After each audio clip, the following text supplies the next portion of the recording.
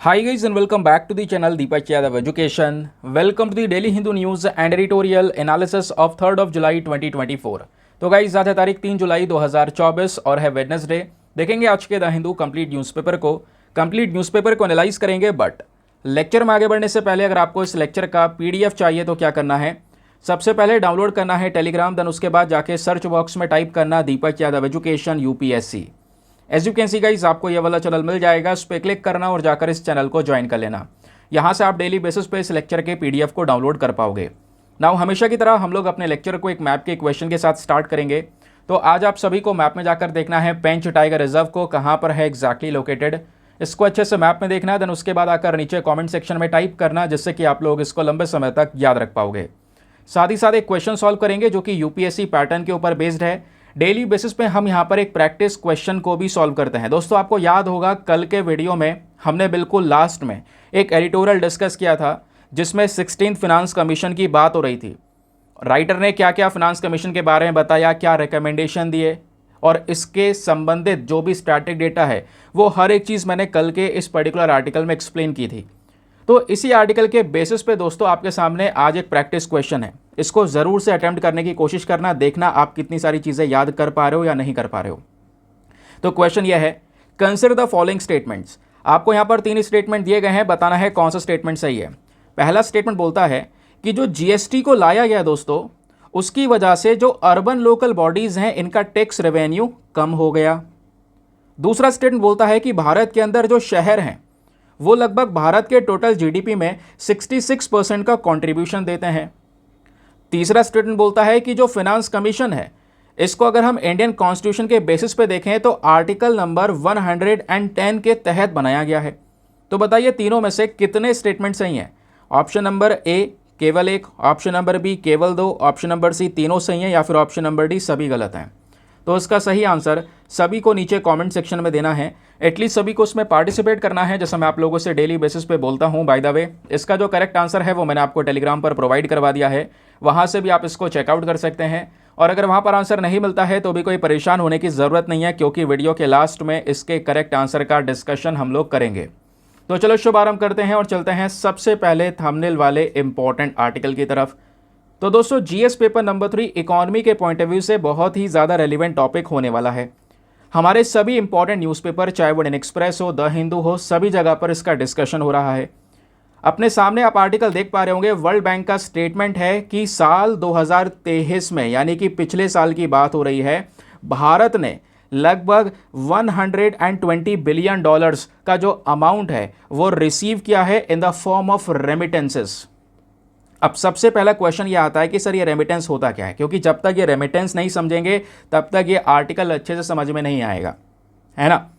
तो दोस्तों रेमिटेंस का मतलब ये होता है कि मान लीजिए कोई इंडिया से बाहर जा रहा है और ऐसे बहुत सारे इंडियंस हैं जो दुनिया भर में जाकर वहाँ पे काम कर रहे हैं। अब सिंपल सी बात है, वहाँ पे जाके जब वो काम कर रहे हैं, वहाँ पे अर्न कर रहे हैं, अर्न करने के बाद में वो पैसा अपने फैमिली को, अपने घर को भेज रहे हैं, है ना।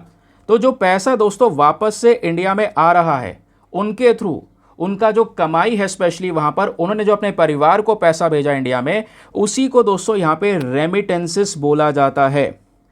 ठीक है, तो ये बताया गया कि साल 2023 में कह सकते हैं एक वर्ल्ड रिकॉर्ड सेट हो चुका है कि 2023 में इंडिया ने लगभग 120 बिलियन डॉलर्स का जो अमाउंट है वो रिसीव किया है। इतना जो पैसा है दोस्तों वो भारतीय जो विदेशों में प्रेजेंट हैं उन्होंने कमा कर इंडिया में भेजा है। इसमें से बहुत सारा पैसा यूएस, यूके, फिर उसके बाद गल्फ कंट्रीज से भी आया है, वो सब कुछ अभी आगे मैं एक्सप्लेन करूंगा। तो ये पूरा का पूरा जो सिनेरियो है, जो न्यूज़ आर्टिकल है, वो आपको समझ में आ गया। और एक बात और नोट कर लीजिएगा कि साल 2022 की जब हम लोग बात करते हैं, क्योंकि अभी आज से कुछ दिनों पहले की बात है, या मई के महीने में एक और रिपोर्ट आई थी, उस रिपोर्ट में साल 2022 का डेटा एक्सप्लेन किया गया था। तो साल 2022 में भी दोस्तों लगभग 111 बिलियन डॉलर्स का जो ये रेमिटेंस है वो यहाँ पर इंडिया में आया था। तो पिछले 2 सालों से क्या हो रहा है कि भारत का जो रेमिटेंस है दोस्तों वो 100 बिलियन डॉलर क्रॉस हो चुका है। तो ध्यान रखिए, दुनिया में पहला देश है इंडिया जिसने 100 बिलियन डॉलर का जो अमाउंट है in the form of remittances इसको क्रॉस किया है, और अभी तक इस अमाउंट के आसपास कोई सा देश नहीं है। ठीक है, तो ये अमाउंट ध्यान रखिएगा, साल 2022 में आपके 111 बिलियन डॉलर आए हैं और 2023 में आपका 120 बिलियन डॉलर्स का जो अमाउंट है in the form of remittances इसको रिसीव किया गया। क्लियर? चलिए अब आगे आते हैं। रेमिटेंसेस क्या होते हैं वैसे मैं आपको एक्सप्लेन कर चुका हूँ, लेकिन दोस्तों रेमिटेंसेस का कंट्रीब्यूशन जो होता है एक देश की इकॉनमी के अंदर में वो भी हम देखते हैं। तो एक पर्टिकुलर कंट्री के लिए, जैसे स्पेशली भारत के लिए, वो रेमिटेंसेस ज़रूरी हैं, हमारे लिए काफ़ी ज़्यादा हेल्पफुल भी हैं। उन रेमिटेंसेस से मदद की जा सकती है पॉवर्टी को कम करने में, लोगों के लिविंग स्टैंडर्ड्स को इम्प्रूव करने में, एजुकेशन को सपोर्ट प्रोवाइड करवाने में, हेल्थ केयर प्रोवाइड करवाने में, इकोनॉमिक एक्टिविटी को और ज़्यादा एनहेंस करने में ये रेमिटेंसेस दोस्तों यहाँ पर इस्तेमाल कर लिए जाते हैं। और ध्यान रखिएगा कि जो ये रेमिटेंसेस होते हैं ये स्पेशली डेवलपिंग कंट्रीज़ के लिए बहुत ही ज़्यादा इंपॉर्टेंट सोर्स है उनकी अर्निंग का या उनके इनकम का। जैसे भारत की हम लोग बात करेंगे, भारत भी एक डेवलपिंग कंट्री है, तो हमारे लिए एक बहुत इंपॉर्टेंट सोर्स माना जाएगा ये रेमिटेंस। क्लियर हो गया? अब जैसा हम यहाँ पर देख रहे थे कि साल 2023 में जो इंडिया की ग्रोथ है वो 7.5% के हिसाब से देखने को मिली, जिसके बेसिस पे हमें पूरे पर्टिकुलर ईयर में 120 बिलियन डॉलर्स का अमाउंट रिसीव हुआ इस रेमिटेंसेस के फॉर्म में। आगे आने वाले समय पर थोड़ा थोड़ा और एक्सपैंड होगा, ऐसा यहाँ पर बताया जा रहा है। अब ये डिस्कस कर लेते हैं कि ठीक है चलो 2023 में इंडिया तो आ गया टॉप पर, नंबर फर्स्ट पर, बाकी कंट्रीज़ कौन कौन हैं इसके पीछे जिनको रेमिटेंस मिला है सबसे ज़्यादा? तो दोस्तों भारत के अलावा यहाँ पे आता है मैक्सिको। मैक्सिको के पास में 66 बिलियन डॉलर का रेमिटेंस रिसीव हुआ। देन उसके बाद है चाइना, चाइना को 50 बिलियन डॉलर का रेमिटेंस रिसीव हुआ, फिलीपींस को 39 बिलियन डॉलर और पाकिस्तान को 27 बिलियन डॉलर्स का। तो ये रेमिटेंस इनफ्लोज आपको देखने को मिलेंगे इन पर्टिकुलर कंट्रीज़ में। लेकिन यहाँ पर भी आप देख पा रहे होंगे नंबर 1 पर इंडिया है, सेकेंड पर जो मैक्सिको प्रेजेंट है दोस्तों वो कहीं ना कहीं अमाउंट के मामले में इंडिया के आसपास भी नहीं है। तो अभी काफ़ी ज़्यादा टाइम भी लगने वाला है किसी दूसरे देश को इन रेमिटेंसेस के रिकॉर्ड को तोड़ने के लिए, जो कि इंडिया ने भी यहाँ पर क्रिएट किया हुआ है। क्लियर हो गया? अब आगे आते हैं। अब एक बात ये समझते हैं कि आखिरकार जो ये रेमिटेंस फ्लोज इंडिया में हो रहे हैं इनका मेन सोर्स क्या है, कहाँ से सबसे ज़्यादा रेमिटेंसेस आ रहे हैं। अब ध्यान रखिएगा दोस्तों, जो इंडियंस जा रहे हैं विदेशों में काम करने के लिए उनको 2 कैटेगरीज में रखा जा रहा है वर्क करने के लिए। जैसे पहली कैटेगरी यहाँ पर हाई स्किल्ड पेइंग जॉब्स आपको नजर आएंगी, ठीक है, जहाँ पर लोगों के पास में ज़्यादा स्किल है और ज़्यादा वो अमाउंट भी अर्न कर रहे हैं। दूसरा यहाँ पे दोस्तों लेबर कैटेगरी आपको देखने को मिलेगी और ज़्यादातर लोग इसी कैटेगरी में बाहर जाकर जॉब कर रहे हैं, क्योंकि अपॉर्चुनिटी मिली, उन्हें अवसर मिला, बाहर गए, क्योंकि ऑब्वियस ही बात है पैसा ज़्यादा मिल रहा है, बाहर जाके अर्न कर रहे हैं और वही अर्न करके पैसा अपने घर पर फिर वापस भेज रहे हैं अपने परिवार को। क्लियर हो गया? अब दोस्तों जो हाईएस्ट सोर्स है यानी हाई स्किल इंडियन माइग्रेंट्स की जब हम लोग बात कर रहे हैं तो यहाँ पे 36% जो इंडियन रेमिटेंस है वो केवल यूएस, उसके अलावा यूनाइटेड किंगडम एंड सिंगापुर से आ रहा है। फिर उसके बाद में एक और सबसे बड़ा डेस्टिनेशन है जिसको बिल्कुल भी नज़रअंदाज नहीं किया जा सकता दोस्तों, वो है आपका गल्फ कोऑपरेशन काउंसिल कंट्रीज़, जिसको बोलते हैं जीसीसी कंट्रीज़। आपको पता है ना जीसीसी के बारे में काफ़ी डिटेल से एक्सप्लेन कर चुका हूं मैं पहले भी। जीसीसी में टोटल 6 देश हैं दोस्तों, आपके गल्फ नेशंस। याद करने की कोशिश करो कौन से वो 6 देश हैं। चलिए बताता हूं। पहला यूनाइटेड अरब एमिरेट, दूसरा बहरीन, तीसरा सऊदी अरेबिया, चौथा ओमान, पांचवा कतर एंड छठा कुवैत। इसको लेकर यूपीएससी एक क्वेश्चन पूछ चुका है साल 2016 में, चाहो तो आप जाके पेपर चेक कर सकते हो। साल 2016 में यही प्रश्न पूछा गया था कि which of the following is not a member of gulf cooperation council, और 4 देशों के नाम दे दिए गए जिसमें से ईरान भी एक प्रेजेंट था। अब ईरान उसका हिस्सा नहीं है, अभी हमने देखा 6 देश कौन से हैं ये, ठीक है। तो दोस्तों मेनली यहाँ पर एक और डेस्टिनेशन, बड़ा डेस्टिनेशन, ये गल्फ कोऑपरेशन काउंसिल वाले 6 देश हैं जहाँ से अगेन एक बहुत बड़ा रेमिटेंस इंडिया में रिसीव होता है। अब बात एक और आती है कि आखिरकार हम और क्या क्या कर सकते हैं जिससे इस रेमिटेंस के इनफ्लो को बढ़ाएं और ज़्यादा एक्सपैंड करें। लेकिन दोस्तों इस टॉपिक को समझने से पहले एक बात और समझिए, यहाँ पर एक और छोर हो सकता है। वो क्या है? वो ये है कि भाई बाहर जा रहे हैं लोग काम करने के लिए, इसका मतलब इंडिया में उनको अवसर नहीं मिल रहा, भारत में अपॉर्चुनिटी नहीं मिल रही है ना। तो एक नेगेटिव पॉइंट भी हम इसमें यहाँ पे देख सकते हैं। इंडिया में अपॉर्चुनिटी नहीं मिली इसलिए तो बाहर गए काम करने के लिए, फिर वो पैसा कमा कर भेज रहे हैं, तब उसको हम यहाँ पर रेमिटेंस बोल रहे हैं। लेकिन फिर आप दूसरे एस्पेक्ट में देखें, ठीक है चलो उनको यहाँ पर अपॉर्चुनिटी मिली, बाहर अपॉर्चुनिटी मिली, अब बाहर जाके जब वो काम कर रहे हैं, अमाउंट अर्न कर रहे हैं, तो उसको हमें बढ़ाने के ऊपर भी फोकस करना होगा कि हाँ व्यक्ति काम कर रहा है, जो पैसा भेज रहा है उस रेमिटेंसेस इनफ्लोस को बढ़ाया जाए। अब बढ़ाएंगे कैसे? उनके एक्स्ट्रा काम करवाएंगे? नहीं, ऐसा नहीं दोस्तों। रेमिटेंसेस बढ़ाने के लिए उनका जो पेमेंट या ट्रांजैक्शंस हैं उस ट्रांजैक्शन को करने के तरीके आसान कर देंगे, क्योंकि अभी भी बाहर से पैसा भेजना इंडिया में थोड़ा सा कॉम्प्लिकेटेड है, कई सारा जो रिक्वायरमेंट्स उसको फुलफिल करना पड़ता है। तो उस मेथड को आसान कर देना, आसान हो जाएगा तो ज़्यादा जो ट्रांजैक्शन से वो होंगे, ज़्यादा अमाउंट इंडिया में रिसीव होगा। तो ये मेन पर्पज़ है। तो क्या तरीका हो सकता है रेमिटेंसेस को कहीं ना कहीं भारत में इंक्रीज़ करने को लेकर? तो पहला यूपीआई सिस्टम को चालू कर दो। अब यूपीआई आप भी लोग यूज़ कर रहे होंगे दोस्तों, मैक्सिमम सभी लोग, ज़्यादातर लोग यहाँ पे यूपीआई आजकल यूज़ कर रहे हैं, ठीक है।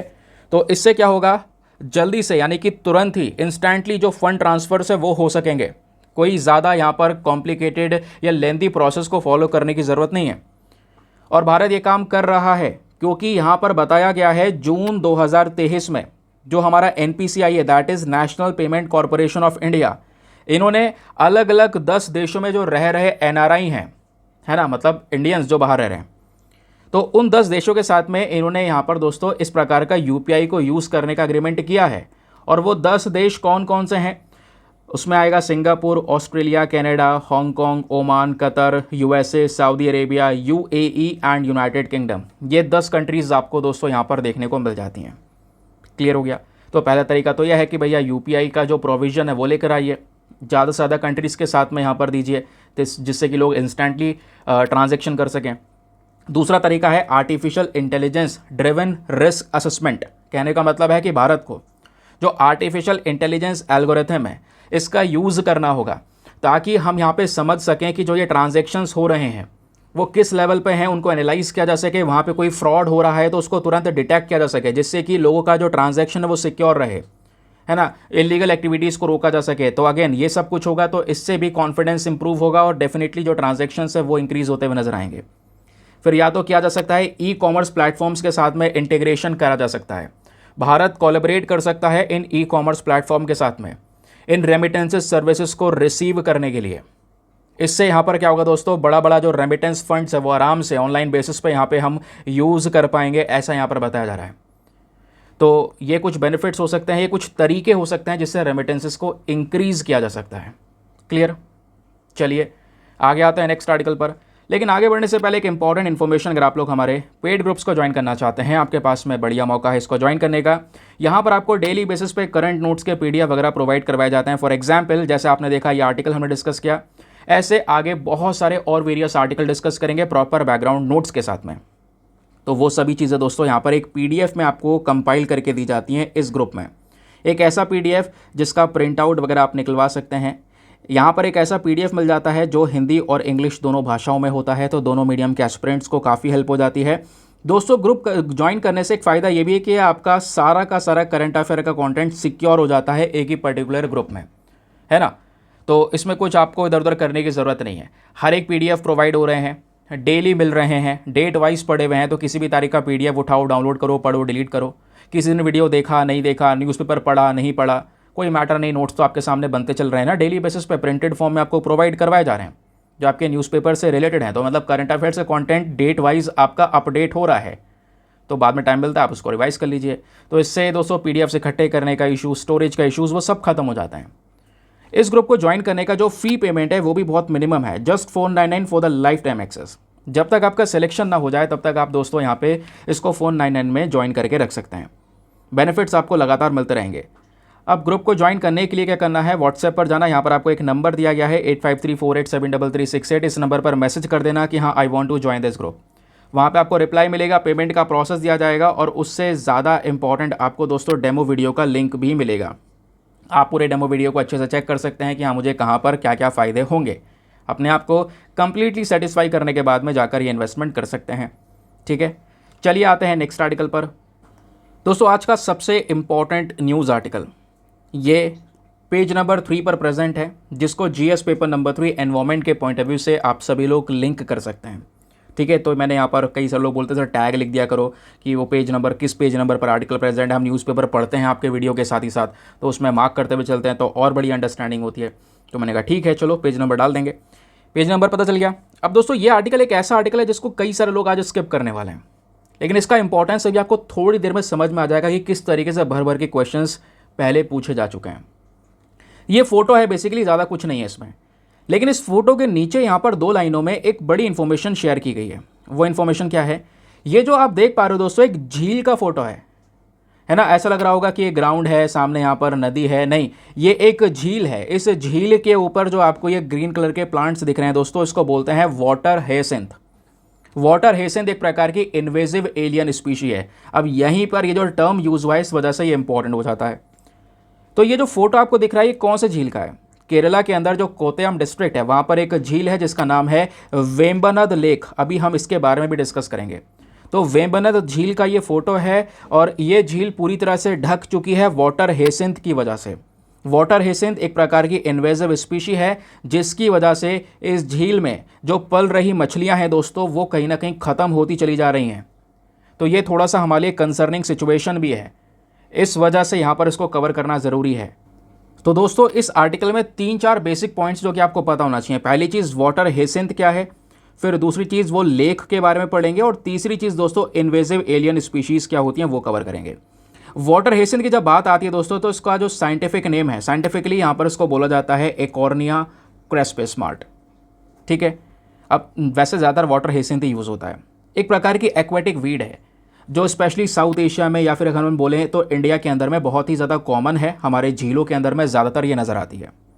और पहली चीज़ जो हम डिस्कस कर ही चुके हैं कि ये कोई इंडिजीनियस स्पीशी नहीं है। कहोगे ये कब बताया? अभी तो बोला था कि एक इन्वेजिव स्पीशी है। इन्वेजिव स्पीशी दोस्तों वही होती हैं जो बाहर से आई हुई हैं, हमारे देश की प्रजाति नहीं है वो। ऐसे यहाँ पर एनिमल्स भी हो सकते हैं, प्लांट्स भी हो सकती हैं, लेकिन वो हमारे नेचर को, हमारे प्लांट्स को, हमारे एनिमल्स को डिस्ट्रॉय कर रही होती हैं, तो उसको बोलते हैं इन्वेजिव एलियन स्पीशी। तो ये जो वाटर हेसिंथ अगर आपसे बने, तो क्या ये इंडिजीनियस स्पीशी है इंडिया की? नहीं दोस्तों, ध्यान रखिएगा, ये कोई इंडिजीनियस स्पीशी नहीं है। जबकि ये इंडिया में लाई गई थी अंग्रेज़ों के थ्रू, जो ब्रिटिश कॉलोनियल रूल चल रहा था, तो उस दौरान स्पेशली साउथ अमेरिका से दोस्तों ये वाटर हेसिंथ को लाया गया था as a ornamental aquatic plant, कि हाँ भाई लगाएंगे इसके पानी में और थोड़ा डेकोरेशन के पर्पज़ से यूज़ किया जाएगा। इस बेसिस पे इसको लाया गया, लेकिन क्या पता था आज ये हमारे लिए खतरा बन जाएगा।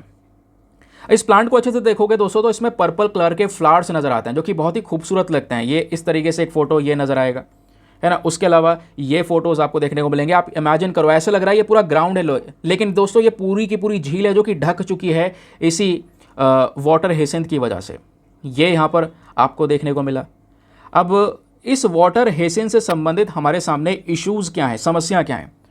सबसे पहली समस्या यह है कि दोस्तों ये एक फ्लोटिंग एक्वाटिक प्लांट है। ऐसा नहीं है पानी के नीचे उग रहा हो तो कोई प्रॉब्लम नहीं है, ये पानी के ऊपर तैर रहा है, तो ये हमारे लिए प्रॉब्लम क्रिएट कर रहा है। प्रॉब्लम कैसे क्रिएट कर रहा है? क्योंकि पानी के ऊपर तैर रहा है, पानी को पूरा तरह से ढक दिया है, और उस पानी के नीचे हमारे एक्वेटिक प्लांट्स प्रेजेंट हैं, एनिमल्स प्रेजेंट हैं, बहुत सारी मछलियां हैं, तो उनको सही तरीके से सनलाइट नहीं मिल पा रही है दोस्तों, क्योंकि ऊपर से जो सनलाइट आ रही है वो इन प्लांट्स की वजह से ब्लॉक हो जा रही है। तो ये है यहाँ पर सबसे बड़ी प्रॉब्लम। फिर उस एरिया में क्या फिशरीज कर सकते हैं, क्या ट्रांसपोर्टेशन कर सकते हैं, वो सारी संबंधित प्रॉब्लम्स यहाँ पे नजर आएंगी। और सबसे बड़ी समस्या एक ये भी है कि दोस्तों ये जो प्लांट है ये एक प्रोलिफिक वेजिटेबल मैटर प्रोड्यूसर देखने को मिलेगा।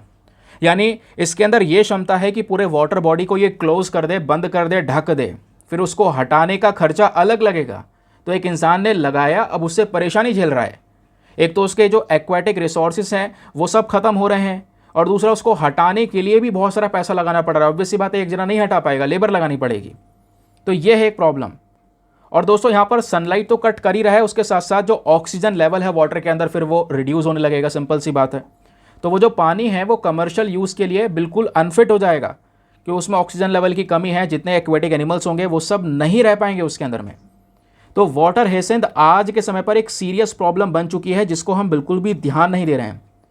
हमारे इकोसिस्टम के लिए, हमारे एनवायरनमेंट के लिए एक सीरियस प्रॉब्लम है। अब क्वेश्चन ये है, क्या इसका थोड़ा बहुत ही फायदा नहीं है तो इसको लाए क्यों थे, क्यों लगाया, क्या बेवकूफ़ थे वो? दोस्तों थोड़ा बहुत इंपॉर्टेंस देखने को मिलेगा।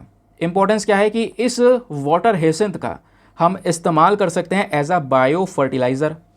अपने खेती बाड़ी में, एग्रीकल्चर में बायो फर्टिलाइज़र खाद के तौर पर इस प्लांट का इस्तेमाल कर लो। या फिर जो प्लांट है दोस्तों ये फाइटो रेमेडिएशन स्पीशी के तौर पर जाना जाता है। अब ये फाइटो रेमेडिएशन जो ये टर्म है दोस्तों, ये किस चीज़ को डिफाइन करता है, इसको समझिएगा। ये सजेस्ट करता है कि इस पर्टिकुलर वाटर हेसिंथ प्लांट में एक क्षमता है और एबिलिटी यह है कि वो हमारे पानी में जो हार्मफुल मेटल्स प्रेजेंट होते हैं या थोड़े बहुत टॉक्सिक मेटाबोलाइट्स प्रेजेंट होते हैं हमारे पानी के अंदर में, उसको रिमूव करने की कैपेसिटी रखता है। तो इसके अंदर ये ताकत है कि पानी को साफ कर दे, प्योर कर दे, उसमें से इम्प्योरिटीज़ को रिमूव कर दे। तो ये भी इसमें एक इम्पॉर्टेंस देखने को मिलता है। लेकिन ये कम मात्रा में जब यूज़ करेंगे तभी होगा, ज़्यादा मात्रा में दोस्तों इसका नुकसान ही है, क्योंकि हमें पता है हर एक चीज़ बढ़ा दोगे तो ऑब्वियसली बात है उसका लॉस ही हमको नज़र आएगा। ये फ़ोटोज़ आपने देख ही लिए हैं। तो ये सिचुएशन अभी के समय पर कहाँ पे नज़र आ रही है दोस्तों? अभी के समय पर नज़र आई है वेम्बनाड लेक में। यही तो हमने न्यूज़ आर्टिकल में पढ़ा था। चलिए अब थोड़ा सा वेम्बनाड लेक के बारे में पढ़ लेते हैं। वेम्बनाड लेक कहाँ पर है? तो चलिए पहले मैं आपको एक लोकेशन दिखा देता हूँ जिससे आपको बढ़िया तरीके से क्लैरिटी मिले। तो दोस्तों वैसे ये फ़ोटो देखोगे तो और अच्छे से क्लैरिटी मिलेगी। ये इंडिया का मैप है। यहाँ पे अगर हमें केरला देखना हो तो दोस्तों बिल्कुल सदर्न टिप पर ये आपको केरला नज़र आएगा। अब इस केरला को जूम करके देखते हैं। ये दोस्तों यहाँ पे आपको केरला का पूरा मैप दिखाई पड़ेगा। इस मैप में लेक कहाँ पर है? ये रही वो आपकी वेम्बनाड लेक। ठीक है, ये वो झील है दोस्तों बड़ी सी, जिसमें कई सारी नदियाँ आ रही हैं और वो नदियाँ आकर इसमें पानी भी भरती हैं। उन नदियों के नाम लिखे हुए हैं, आगे मैं एक्सप्लेन करूँगा। यहाँ पे फोटो में सही से दिखाई भी नहीं पड़ रहा होगा। तो लोकेशन दोस्तों आपने मैप के अंदर देखा। अब ज़रा फटाफट इसके फैक्ट्स पढ़ लेते हैं, क्योंकि एक बार विक्टोरिया लेक को लेकर क्वेश्चन पूछ लिया गया था यूपीएससी में, याद होगा। तो वेम्बनाड लेक दोस्तों केरला की सबसे लार्जेस्ट लेक है और इंडिया की लॉन्गेस्ट लेक में आता है। केरला की लार्जेस्ट लेक, इंडिया की लॉन्गेस्ट लेक के तौर पर इस वेम्बनाड लेक को देखा जाता है। इसको वेम्बनाड कायल, वेम्बनाड कोल या अलग अलग और भी नामों से जाना जाता है केरला के अंदर में। और जैसे मैंने बोला, क्योंकि एक झील है तो उसमें पानी आ रहा होगा कुछ नदियों से, तभी तो वो झील बनेगी। तो दोस्तों ये जो लेक है इसमें 4 नदियों का पानी आके गिरता है। वो 4 नदियाँ कौन कौन सी हैं यहाँ पे आप देख पाओगे। वो है मीनाचिल, फिर है एक है अचनकोविल, पंपा है एंड मणिमाला। तो ये 4 नदियों से पानी आके इस झील के अंदर में गिरता है। ये झील हमारे अरेबियन सी से सेपरेट होती है, क्योंकि आपने देखा कि भाई ये जो मैप है ये इधर केरला हो गया, ये है हमारा अरेबियन सी, है ना। यहीं पर बराबर में ये झील आपको नज़र आती है, समझ गए। और ये झील हमारे लिए एक और पर्सपेक्टिव से बहुत इंपॉर्टेंट है। वो क्या है? वो है दोस्तों वलमकली। वलमकली क्या है? एक प्रकार की नेहरू ट्रॉफी बोट रेस। इसको हम स्नेक बोट रेस भी बोलते हैं। हर साल ये स्नेक बोट रेस इसी झील में होती है अगस्त के महीने में। तो अभी अगस्त का महीना आएगा, इसमें स्नेक बोट रेस होगी। फिर साल 2002 में दोस्तों इस लेक को एक इंटरनेशनल इंपॉर्टेंस मिल चुका है, यानी रामसर कन्वेंशन के थ्रू, रामसर कन्वेंशन में इसको इस लिस्ट में ऐड किया गया है। तो इस वजह से भी ये लेक इंपॉर्टेंट है।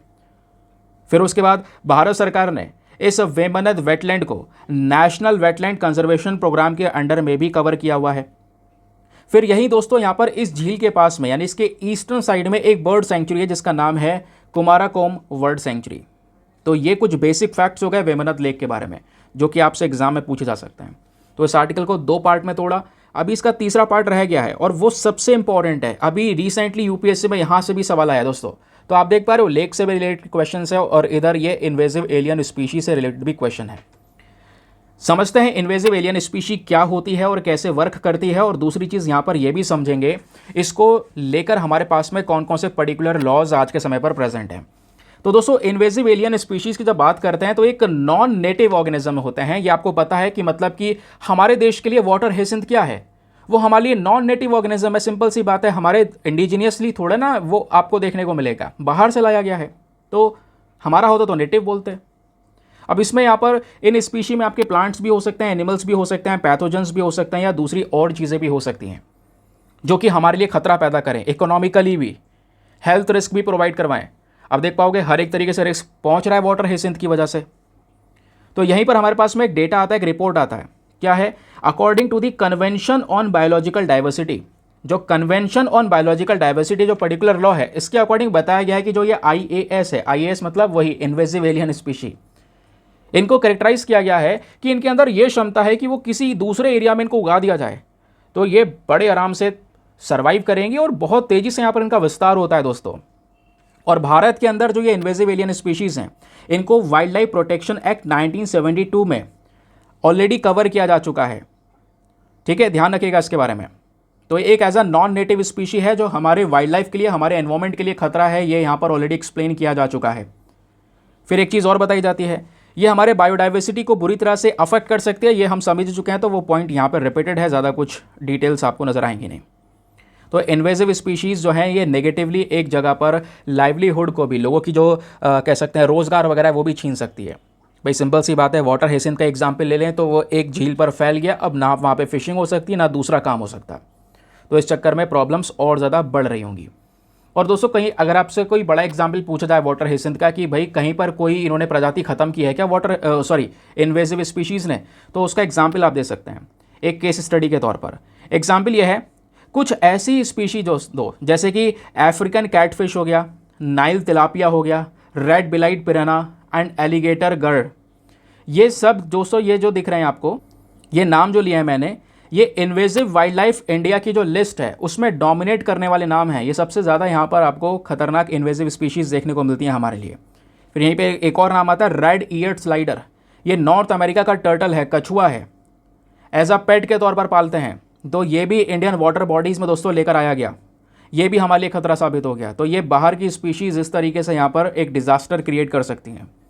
अब क्वेश्चन ये है कि ठीक है ये बाहर की प्रजातियाँ आ रही हैं, इसका कोई इम्पैक्ट कितना लेवल पर पड़ रहा है। वाटर हेसिंथ ने एक लेक ही तो ख़राब की है, उसमें से निकाल देंगे उस वाटर हेसिंथ को, काम खत्म हो गया, इतना ज़्यादा बवाल करने की क्या ज़रूरत है। लेकिन ऐसा नहीं है दोस्तों, ऐसा नहीं सोच सकते। क्यों? क्योंकि ऐसी इन्वेजिव स्पीशी का इम्पैक्ट हमारे पेड़ पौधों के साथ साथ दोस्तों जानवरों के ऊपर भी बहुत हो रहा है। क्योंकि यहाँ पर बोला जा रहा है कि जो IUCN की रेड लिस्ट है, अब मुझे ये ज़रा बताने की ज़रूरत नहीं होगी कि IUCN की रेड लिस्ट क्या है, चलो बता ही देता हूँ।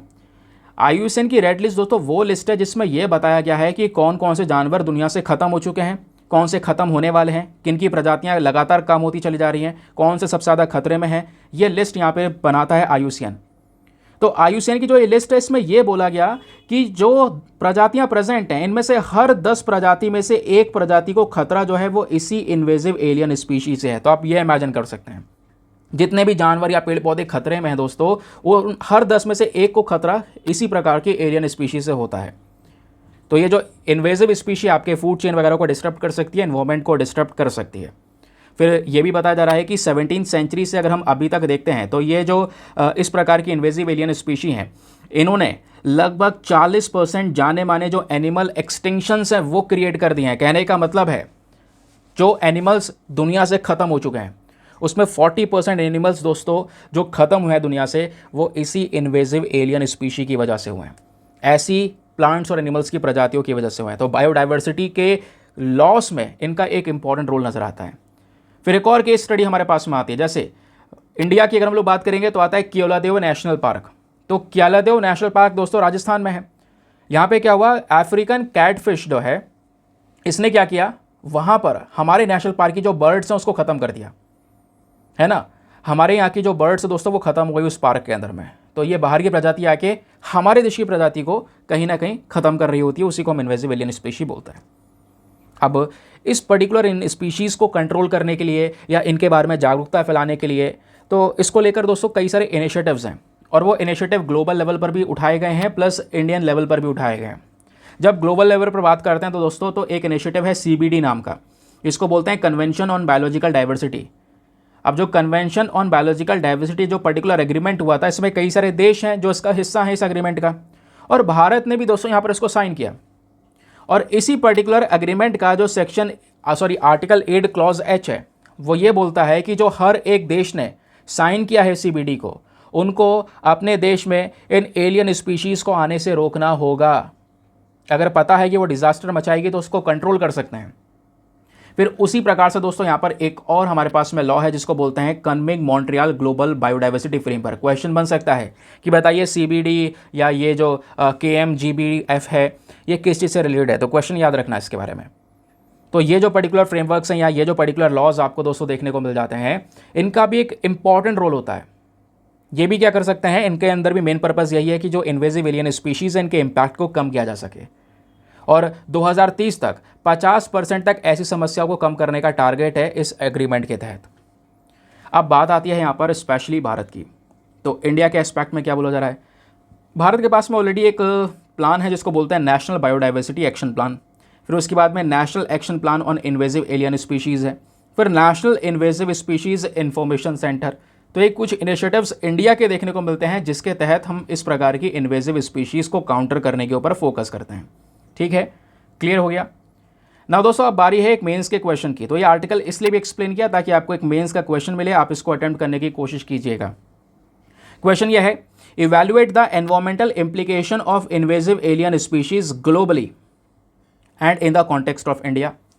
यानी ये जो प्रकार की प्रजातियां हैं, इन्वेजिव एलियन स्पीशी हैं, जिसको बोलते हैं हम आक्रमण विदेशी प्रजातियां। तो इस प्रकार की आक्रामक प्रजातियों का हमारे एनवायरमेंट के ऊपर क्या खतरा देखने को मिल रहा है, स्पेशली ग्लोबल पर्सपेक्टिव से भी, और इंडिया में भी क्या खतरा देखने को मिल रहा है, वो आपने समझाना है। फिर ये भी बताना है कि कैसे दोस्तों ये जो इन्वेजिव स्पीशी हैं वो हमारे एग्रीकल्चर या फॉरेस्ट्री एरियाज होगा या फिशरी सेक्टर को अफेक्ट कर रही हैं, फिर ये भी एक्सप्लेन करना है। नाउ अभी इसी क्वेश्चन को एक बार हिंदी में रीड कर देता हूँ ताकि हिंदी माध्यम वाले एस्पिरेंट भी इसको बढ़िया से पढ़कर एक अच्छा सा आंसर लिख सकें। तो क्वेश्चन है, वैश्विक स्तर पर भारत के संदर्भ में आक्रामक विदेशी प्रजातियों के पर्यावरणीय प्रभावों का मूल्यांकन करें। आक्रामक प्रजातियां कृषि, वानिकी और मत्स्य पालन जैसे क्षेत्रों को किस तरीके से प्रभावित करती हैं, ये भी आपने बताना है। अब 250 शब्दों में आंसर लिखने के बाद में कहाँ पे सबमिट करना है, टेलीग्राम पर जाना, वहाँ पे जाके सर्च बॉक्स में लिखना दीपक यादव एजुकेशन मेंस ग्रुप। जैसे आप फुल फॉर्म लिखोगे मेरा टेलीग्राम चैनल मिलेगा जहाँ पे ऑलरेडी 78,000 से ज़्यादा लोग जुड़ चुके हैं। आप भी जुड़कर अपने आंसर्स को लिखकर सबमिट कर सकते हैं। अपने आंसर को जब आप सबमिट करेंगे तो साथ ही साथ में दोस्तों एक छोटा सा काम और करना है, एटलीस्ट सभी लोगों को 2-2 आंसर्स रिव्यू करने हैं। जब आप सभी लोग 2-2 आंसर्स को रिव्यू करेंगे बहुत सारे फायदे होंगे आपको भी और सामने वाले को भी। आपको कुछ इंपॉर्टेंट पॉइंट्स मिलेंगे जो आप अपने नोट्स में इंक्लूड कर सकते हैं। सामने वाले के आंसर में अगर कोई मिस्टेक होती है तो आप उनको बता सकते हैं कि यहाँ पर इंप्रूवमेंट की आवश्यकता है। इस प्रकार से कोऑपरेटिव वे में वो पूरा का पूरा ग्रुप काम कर रहा है। ठीक है, चलिए आगे आते हैं नेक्स्ट आर्टिकल पर। ना दोस्तों अगला आर्टिकल पर आते हैं, बहुत ही ज़्यादा important, again GS paper number 2 international relations के साथ में आप इसको लिंक कर सकते हैं। आपको पता है एससीओ समिट हो चुका है शुरू, शांघाई कोऑपरेशन ऑर्गेनाइजेशन की बात हो रही है। ये एक ऐसा टॉपिक है जिसको लेकर यूपीएससी में प्रीलिम्स और मेंस दोनों में सवाल पूछा जा चुका है। दूंगा वही वाला क्वेश्चन आपको अटेम्प्ट करने के लिए, तो अच्छे से सुनते हुए चलना। ठीक है, तो क्या बात हो रही है, जो हमारे एक्सटर्नल अफेयर मिनिस्टर हैं एस जयशंकर साहब, वो इंडिया को रिप्रेजेंट करेंगे इस एससीओ समिट में। मोदी जी अब की बार इस समिट को अटेम्प्ट नहीं करने वाले। ठीक है, तो ये यहाँ पर बताया गया है। खैर वो वर्चुअली अटेम्प्ट करेंगे, यानी कि वीडियो कॉन्फ्रेंस के माध्यम से उसको अटेंड करने वाले हैं। तो उनकी जगह पर हमारे एक्सटर्नल अफेयर मिनिस्टर इंडिया को रिप्रेजेंट कर रहे हैं। ये समिट कहाँ पे हो रहा है दोस्तों, कजाकिस्तान में हो रहा है, ध्यान रखिएगा। कौन सा है, शांघाई कोऑपरेशन ऑर्गेनाइजेशन। क्या है आगे मैं बताऊंगा इसके बारे में। तो चलिए विस्तार से थोड़ा सा बात कर लेते हैं कि हमारे न्यूज़ आर्टिकल में क्या क्या बातें बताई जा रही हैं, ताकि आप अगर न्यूज़पेपर पढ़ रहे हो तो आराम से आपको हर एक चीज़ें क्लियर हो जाएं। तो ये तो आपको पता चल गया, जयशंकर साहब पहुंच गए कजाकिस्तान में, कल ही पहुंचे हैं। कजाकिस्तान की जो जगह है अस्ताना, वहाँ पर अब जो इंडियन डेलीगेशन है दोस्तों वो यहाँ पर इस मीटिंग में प्रेजेंट होगा। ये मीटिंग 3 जुलाई और 4 जुलाई, यानी आज 3 जुलाई है, कल 4 जुलाई, 2 दिन ये मीटिंग चलने वाली है। जो हमारे देश के या दूसरे कंट्रीज़ के लीडर्स यहाँ पे प्रेजेंट हैं, सबका मेन पर्पस अब की बार ये होगा कि एससीओ के मेंबर्स को बढ़ाया जाए। दोस्तों अब की बार इस मीटिंग का इंपॉर्टेंस बड़ा है। रीज़न यह है कि बेलारूस एक देश है जो कि आज के समय पर एससीओ का एक ऑब्जर्वर देश है। तो हो सकता है कि इस मीटिंग के अंदर में अब की बार एससीओ में एक देश और जुड़ जाए। अब की बार बेलारूस दोस्तों इसका सदस्य बनने वाला है। ठीक है, ऐसा यहाँ पर बताया गया। साथ ही साथ में रशियन प्रेसिडेंट व्लादिमीर पुतिन यहाँ पे प्रेजेंट होंगे, पाकिस्तान के प्रधानमंत्री शहबाज शरीफ हैं, उसके अलावा उज़्बेकिस्तान के प्रेसिडेंट हैं, किर्गिस्तान के प्रेसिडेंट हैं, तजिकिस्तान के प्रेसिडेंट हैं। ये सभी लोग दोस्तों यहाँ पे प्रेजेंट होंगे। और इन सब को यहाँ पर, इन सब की जो मीटिंग है इसको कौन होस्ट करेगा, इन सब को होस्ट करेंगे। ऑब्वियसली बात है, जहाँ मीटिंग हो रही है कजाकिस्तान में हो रही है, तो कजाकिस्तान के मंत्री जो है इसको वो होस्ट करेंगे, वहाँ के प्रेसिडेंट होस्ट करेंगे। ये अभी जो फोटो में आप देख पाओगे कजाकिस्तान के डेप्यूटी प्राइम मिनिस्टर हैं। जब कल हमारे जयशंकर जी वहाँ पे पहुँचे तो डेप्यूटी प्राइम मिनिस्टर के साथ में उन्होंने कुछ डिस्कशंस भी किए, ये पता चला।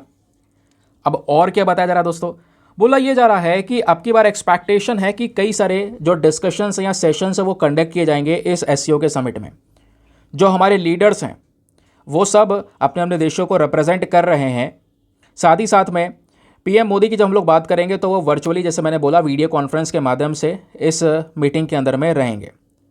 चाइनीज़ प्रेसिडेंट, पाकिस्तान के प्रधानमंत्री, हर एक प्रेसिडेंट यहाँ पर दोस्तों मौजूद है इस पर्टिकुलर मीटिंग के अंदर में। क्योंकि इस मीटिंग में ज़्यादा कुछ हुआ नहीं है पिछले कुछ सालों में, तो अब की बार ऐसा देखने को मिल रहा है कि थोड़ा इम्पॉर्टेंट होने वाला है ये अब की बार का मीटिंग।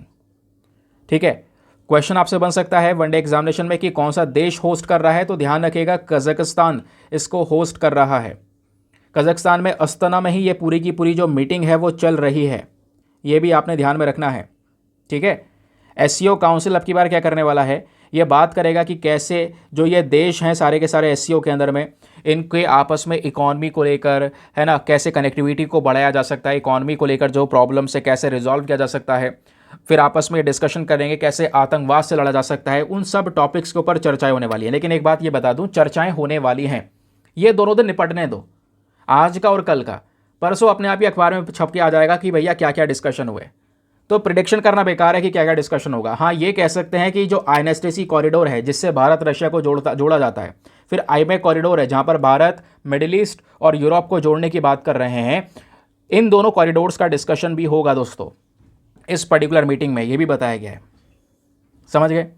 तो क्या होगा डिस्कशन, 2 दिन रुक जाओ, बस मीटिंग होने दो। पहले अनुमान लगाना बेकार है, फिर आपको ये एग्जाम में हेल्प, मतलब 2 बार पढ़ना पड़ेगा, ज़्यादा हेल्प भी नहीं करेगा ये। अब थोड़ा यहाँ पे हम बात कर लेते हैं और इसके बारे में जान लेते हैं कि एससीओ समिट है क्या और भारत के लिए क्यों ये इतनी इंपॉर्टेंट है, यूपीएससी कैसे क्वेश्चन पूछा है वो भी बताता हूँ। तो चलिए आते हैं अपने इंपॉर्टेंट डेटा के ऊपर, बैकग्राउंड इन्फॉर्मेशन के ऊपर। क्या है एससीओ? एक ग्रुप जिसके अंदर में 8 सदस्य आज के समय पर नजर आते हैं। इसमें 8 मेंबर्स है दोस्तों। 8 मेंबर्स में कौन कौन है? China, India, Kazakhstan, Kyrgyzstan, Pakistan, Russia, Uzbekistan and Tajikistan. ये सभी देश एससीओ के मेंबर्स हैं, यानी कि सेंट्रल एशिया की जो 5 कंट्रीज़ है वो भी इसमें प्रेजेंट है ना, 4 कंट्रीज़। अब उसके बाद यहाँ पे बोला ये जा रहा है कि जो ईरान है दोस्तों, बोला जाता है कहीं पे ईरान ने ज्वाइन कर लिया, तो ईरान भी यहाँ पर इसका मेंबर आपको थोड़ा बहुत देखने को मिलेगा। फिर अभी के समय पर ये तो हो गए इसके रियल मेंबर्स, ईरान भी इसको ज्वाइन करेगा एज अ मेंबर। फिर बात आती है इसके ऑब्जर्वर मेंबर्स की। तो ऑब्जर्वर मेंबर्स में दोस्तों अफगानिस्तान, बेलारूस, मंगोलिया, ये इसकी ऑब्जर्वर कंट्रीज़ हैं जो आने वाले समय पे यहाँ पर इसको ज्वाइन करेंगी। तो बेलारूस को अब की बार एससीओ का मेंबर बनाने के ऊपर बातचीत चलेगी, ये बात होने वाली है। हो सकता है अब की बार बेलारूस मेंबर बने, क्योंकि व्लादिमीर पुतिन भी प्रेजेंट रहेंगे। और पता है भाई आपको कि रशिया बेलारूस भाई भाई हैं, इतने ज़्यादा सगे हैं। बेलारूस में कौन है प्रेसिडेंट? शायद एलेक्जेंडर लुकाशेंको शायद नाम है ना, वो आपको देखने को मिलेंगे। बहुत ही ज़्यादा क्लोज रिलेशन आपको देखने को मिलेगा पुतिन और उनका। फिर बात आती है यहाँ पर, हो तो इस वजह से बोल रहा हूँ, इस बेसिस पे बोल रहा हूँ कि बेलारूस मेंबर बन सकता है। फिर डायलॉग पार्टनर्स भी हैं दोस्तों एससीओ के कुछ। डायलॉग पार्टनर में आपका अजरबैजान आ जाता है, आर्मेनिया है, इजिप्ट है, Qatar, Turkey, Saudi Arabia, UAE, Maldives, Nepal, Sri Lanka. खैर ये याद रखने की ज़रूरत नहीं है, बस खाली ऑब्जर्वर कंट्रीज़ और मेन कंट्रीज़ वो ध्यान रखने की ज़रूरत है। और अब जो रियलिटी में ध्यान रखने की ज़रूरत है वो ये है। कहोगे इतना कुछ याद रखना है, कैसे रखेंगे? यूपीएससी पूछता है दोस्तों, ये याद रखना पड़ेगा, रिविजन करके याद रखा जाएगा। ठीक है, अब जैसे यहाँ पे पूछा, ये आर्टिकल में ये मेंशन किया गया है, पहले मैं आपको ये अलग से बता रहा हूँ, आर्टिकल में नहीं है, कि शंघाई कोऑपरेशन ऑर्गेनाइजेशन का जो इंपॉर्टेंस है, जो महत्व है भारत के लिए, वो क्या है ज़रा ये देखिए दोस्तों। सबसे पहला महत्व है इकोनॉमिक कोऑपरेशन के बेसिस पर। अब ये इकोनॉमिक कोऑपरेशन कैसे हो गया? तो दोस्तों ये जो पर्टिकुलर ग्रुप है ये हमको एक ऐसा प्लेटफॉर्म प्रोवाइड करवाता है जहां पर ये सभी कंट्रीज मिलकर आपस में व्यापार कैसे बढ़ाया जा सकता है उसको लेकर डिस्कशन करते हैं, ट्रेड इन्वेस्टमेंट को लेकर बातचीत करते हैं। ठीक है, फिर भारत के लिए ये सेंट्रल एशियन कंट्रीज बहुत ज़्यादा ज़रूरी हैं। हम इतनी देर से सेंट्रल एशिया वर्ड का इस्तेमाल कर रहे हैं, क्या है आखिरकार सेंट्रल एशिया, आइए जानते हैं। ये जो 5 देश दोस्तों आपको दिख रहे हैं, ये सेंट्रल एशियाई देश हैं 5। कौन कौन से? Kazakhstan, Uzbekistan, Kyrgyzstan, Tajikistan, Turkmenistan. ये रहा नीचे इंडिया आपको नज़र आ रहा होगा, हमारा यहाँ पर जम्मू कश्मीर वाला रीजन आपको दिख रहा होगा। ये 5 कंट्रीज़ हैं, सेंट्रल एशिया ये कहलाता है। ठीक है, सबके आगे स्थान लगा हुआ है। तो इन कंट्रीज़ में दोस्तों नेचुरल रिसोर्सेज बहुत ज़्यादा प्रेजेंट है। तो इन देशों के साथ में कनेक्टिविटी करना हमारे लिए ज़रूरी है। ये देश हमारे लिए बहुत ज़रूरी है, लेकिन हमारी कनेक्टिविटी यहाँ पे प्रॉपर तरीके से है नहीं। कहोगे क्यों भाई, ये है तो बॉर्डर, सीधा आ जाओ ऊपर अफगानिस्तान से निकलकर। तो दोस्तों यहाँ पर अगर आप देख पाएंगे तो ये रीजन जो है ये पीओके है, पाकिस्तान ऑक्यूपाइड कश्मीर। ये पर्टिकुलर रीजन इलीगल तरीके से पाकिस्तान ने कब्जा रखा है। यहाँ से हम कनेक्टिविटी नहीं बना पाते हैं। इस वजह से दोस्तों हम बराबर ईरान में से आते हैं। ईरान में चाबार पोर्ट इसलिए बना रखा है ताकि सीधा ऊपर से आके इधर यहाँ पर एंटर कर चाहिए सेंट्रल एशिया के अंदर में। समझ गए? तो उस बेसिस से देखा जाए तो एससीओ इकोनॉमिकली हमारे लिए इंपॉर्टेंट है, क्योंकि यहाँ पर नेचुरल रिसोर्सेज प्रेजेंट है और हमें नेचुरल रिसोर्सेज की ज़रूरत है। दूसरा, एनर्जी सिक्योरिटी। फिर से वही बात, नेचुरल रिसोर्सेज में आपके ऑयल गैस भी आ गए, तो ऑयल और गैस के भंडार भी दोस्तों सेंट्रल एशिया में भरपूर मात्रा में है। और भारत देख रहा है भैया हम ऑयल गैस जितना मिल जाए उतना बेटर है। और एससीओ एक मंच हमें प्रोवाइड करवाता है, ये जो पर्टिकुलर पूरा ग्रुप है एक मंच देता है भारत को कि भारत उन देशों के साथ में बातचीत करे, एंगेज करे जो रिच कंट्रीज हैं। रिच मतलब एनर्जी के मामले में रिच, रिसोर्सेज बहुत ज़्यादा प्रेजेंट है ना। तो ऑब्वियसली बात है, ऐसा प्लेटफॉर्म मिल रहा है। सेंट्रल एशिया देशों में बहुत सारे नेचुरल रिसोर्सेज मिलते हैं, हम उनके साथ मीटिंग करते हैं एससीओ में, तो हो सकता है कुछ बायलैटरल डिस्कशंस हो, कुछ नेचुरल रिसोर्सेज का व्यापार करने को लेकर डील वगैरह सेट कर ली जाए जिससे भारत की इकॉनमी को फायदा मिले। समझ गए। और इसी प्रकार से दोस्तों यहाँ पर एक डिक्लेरेशन है, समरकंद डिक्लेरेशन, ये साइन किया गया था 22वें समिट के दौरान। यहाँ पर फोकस किया गया कि जो कनेक्टिविटी है दोस्तों इन एससीओ मेंबर्स की, इसमें इंडिया सबसे बड़ी प्रायोरिटी है। भारत एक मेन कंट्री देखने को मिलेगा इस पर्टिकुलर एससीओ ग्रुप में। फिर बात आती है दोनों देशों के कल्चरल कॉपरेशन के बारे में। सॉरी, दोनों देश बोल रहा हूँ, एक ग्रुप है अपना, फिर दूसरा इंडिया है। तो कल्चरल कॉपरेशन अगर देखते हैं दोस्तों तो उसके पर्सपेक्टिव से भी एससीओ भारत के लिए ज़रूरी है। क्यों? एससीओ के जो मेंबर स्टेट्स हैं, ऑब्जर्वर कंट्रीज़ हैं, पार्टनर कंट्रीज़ हैं, इन देशों की लगभग 207 यूनेस्को वर्ल्ड हेरिटेज साइट्स आपको नज़र आती हैं। यानी इन देशों में कुछ बहुत ज़्यादा इंपॉर्टेंट स्थल हैं, ऐतिहासिक इंपॉर्टेंस रखते हैं। तो ऐसे 207 यहाँ पर इस तरीके की साइट्स नज़र आएंगी। और ध्यान रखिएगा, एससीओ के जो मेंबर कंट्रीज़ हैं इन्होंने यहाँ पर डिसाइड किया है कि वो हर साल क्या करेंगे, अपने सभी पूरे ग्रुप का, ध्यान रखिए जितने भी मेंबर्स हैं इस एससीओ में, सबका एक राजधानी चुनेंगे हर साल, ताकि वहाँ पे टूरिज्म वगैरह प्रमोट हो सके। और सबसे पहली राजधानी कौन सी चुनी गई थी दोस्तों? तो वो काशी वाराणसी चुना गया था। तो काशी वाराणसी को डेजिग्नेशन दिया गया था as a first cultural capital of the SCO, इसी कल्चरल कॉपरेशन के इनिशिएटिव के तहत। तो दोस्तों यहाँ पे अगेन इंपॉर्टेंस है भारत के लिए, क्योंकि इन सब देशों की राजधानी बनकर आया है एज अ कल्चरल कैपिटल। इससे टूरिज्म और बाकी सारी चीज़ों का प्रमोशन हो रहा है, जिससे अगेन इंडिया को बेनिफिट मिल रहा है। फिर एक और चीज़ है, एससीओ का फायदा इसलिए भी है दोस्तों क्योंकि ये आतंकवाद के खिलाफ बात करता है। एससीओ का स्ट्रॉन्ग फोकस है कि जो ये टेररिज्म, जो आतंकवाद बढ़ रहा है, इसको कंप्लीटली रोका जा सके। हालांकि पाकिस्तान इसमें प्रेजेंट है, पता नहीं कैसे, बट टेररिज्म को कॉम्बैट करने के लिए यहाँ पर ये ऑर्गेनाइजेशन स्पेशल फोकस करता है। तो इस बेसिस पे भी हमारे लिए इंपॉर्टेंट है। फिर बात आती है एससीओ के एक और इंपॉर्टेंस की। दूसरी तरफ अगर आप देख पाएंगे दोस्तों, तो ये ग्रुप ना बहुत पावरफुल है, इसको छोटा मोटा मत समझो। इस ग्रुप में इंडिया भी है, रशिया भी है, चाइना भी है, पाकिस्तान भी है, सभी कंट्री यहाँ पे प्रेजेंट हैं। तो यहाँ पे जो 8 मेंबर्स देखने को मिलते हैं एससीओ के दोस्तों, इनकी आबादी देखें तो दुनिया की जितनी आबादी है, दुनिया की जो वर्ल्ड पॉपुलेशन है उसकी 42% आबादी दोस्तों इन्हीं 8 देशों में है। दुनिया की टोटल जीडीपी जितनी है उसकी 25% जीडीपी का कंट्रीब्यूशन इन्हीं देशों का है, एससीओ का। फिर कनेक्टिविटी की बात करेंगे तो एससीओ लगातार कनेक्टिविटी में जो चाइना पाकिस्तान इकोनॉमिक कॉरिडोर है ना, वो उसकी बात करता है। फिर यहाँ पर नॉर्थ साउथ ट्रांसपोर्ट कॉरिडोर हो गया, आईएनएसटीसी, जिसकी हम लोग बात करें, जो भारत को रशिया से जोड़ने की बात करता है। फिर बात हो गई सिक्योरिटी कॉपरेशन की। तो एक मेन चीज़ आपको एससीओ में ये भी देखने को मिलेगी कि हमारा मेन फोकस टेररिज्म, सेपरेटिज्म के ऊपर होना चाहिए। और इसी के लिए यहाँ पर एससीओ ने क्या बनाया, एक ग्रुप बना गया जिसको बोलते हैं रैट्स, RATS, जिसका नाम है रीजनल एंटी टेररिस्ट स्ट्रक्चर। इस रैट्स का मेन पर्पस अगेन यही है कि हम क्या कर सकें, जो मेंबर स्टेट्स प्रेजेंट हैं उनके बीच में कॉपरेशन को बढ़ा सकें, ताकि ये सभी मेंबर्स आपस में मिलकर केवल टेररिज्म, सेपरेटिज्म और एक्सट्रीमिज्म जैसी चीज़ों के खिलाफ लड़ सकें। जहाँ पर देश तोड़ने की बात की जा रही है, आतंकवाद बढ़ाने की बात की जा रही है, उसको रोका जा सके स्पेशली। समझ गए? तो ये इंपॉर्टेंस समझ में आ गया। फिर बात आती है चैलेंजेस की। तो दोस्तों इस एससीओ से संबंधित कुछ समस्याएं भी हैं। अब वो समस्याएं क्या हैं? सबसे पहले चाइना का एक राइज देखना। चाइना दोस्तों लगातार यहाँ पर एज अ डोमिनेंट फोर्स की तरह नज़र आ रहा है हमारे पूरे एशिया में, और वो अग्रेशन भी दिखा रहा है। चाहे वो इंडो पैसिफिक रीजन की बात करें या दूसरे देशों की टेरिटरीज़ में घुसना, उनकी बाउंड्रीज़ को कैप्चर करना, चाइना की पुरानी आदत है। ठीक है, रियलिटी में देखेंगे तो बहुत छोटा सा चाइना था, तिब्बत, मंगोलिया का हिस्सा, ये सब कब्जा के इतना बड़ा देश यहाँ पे बना लिया। तो दोस्तों यहाँ पर सबसे बड़ा प्रेशर जो चाइना बढ़ रहा है वो देखने को मिलेगा, और चाइना की वजह से वेस्टर्न कंट्रीज़ का, यूएस का प्रेशर भी दोस्तों इस एससीओ के ऊपर पड़ेगा। दूसरा चैलेंज यहाँ पर ये आता है हमारे एससीओ के पास में कि हमारे पास में ज़्यादा प्रकार के इंस्टीट्यूशनल मैकेनिज्म सही तरीके से काम करने वाले नहीं हैं। कहने का मतलब है, सांघाई कोऑपरेशन ऑर्गेनाइजेशन में वैसे बहुत सारी बॉडीज़ हैं। काउंसिल ऑफ हेड होता है इसमें एक, फिर उसके अलावा council of ministers of foreign affairs होता है, काउंसिल ऑफ नेशनल कोऑर्डिनेटर्स होते हैं, लेकिन ये जो बॉडीज़ है दोस्तों सही से डिसीजन ही नहीं ले पाती हैं। तो यहाँ पर एक फॉर्मल डिसीजन मेकिंग की काफ़ी बड़ी कमी है। तो बॉडीज़ कितनी भी हो, जब आप डिसीजन ही नहीं ले पा रहे हो तो बात बेकार है फिर। तो वो यहाँ पर एक एस्पेक्ट देखने को मिलेगा। ये भी एक बहुत बड़ा चैलेंज है कि डिसीजन मेकिंग नहीं हो पाता है यहाँ पर। फिर तीसरा है लिमिटेड जोग्राफिकल स्केल। ये जो एससीओ ग्रुप है दोस्तों, ये लिमिटेड फोकस करता है केवल यूरेशिया पे। कहने का मतलब है सेंट्रल एशिया के 5 देश हो गए, रशिया हो गया, चाइना हो गया, पाकिस्तान हो गया, इंडिया हो गया, केवल कुछ ही कंट्रीज़ के ऊपर ये स्पेशल फोकस करता है। ज़्यादा एक्सपेंशन इसका हमें देखने को मिलता नहीं है। तो अगेन ये भी एक एज अ चैलेंज के तौर पर हम देख सकते हैं। अब चलिए आते हैं कि यूपीएससी के प्रीवियस ईयर क्वेश्चन पर, क्योंकि आपको लग रहा होगा सर थोड़ा डिटेल में जा रहे हैं हम, क्या इस डिटेल की रिक्वायरमेंट है? बिल्कुल रिक्वायरमेंट है, क्योंकि आपको ऐसा भी लग रहा होगा कि सर एससीओ के मेंबर्स पढ़ लेते बस बात खत्म हो जाती। ये बता देते इंडिया ने कब ज्वाइन किया, तो बता दूं साल 2017 में भारत और पाकिस्तान दोनों ने साथ मिलकर एससीओ को ज्वाइन किया था, तो बात खत्म हो जाती। दोस्तों यहाँ पे बात बनती नहीं। इतना तो हर कोई पढ़ेगा और यूपीएससी को ही पता है कि भाई इतना तो पढ़ के आओगे ही आप।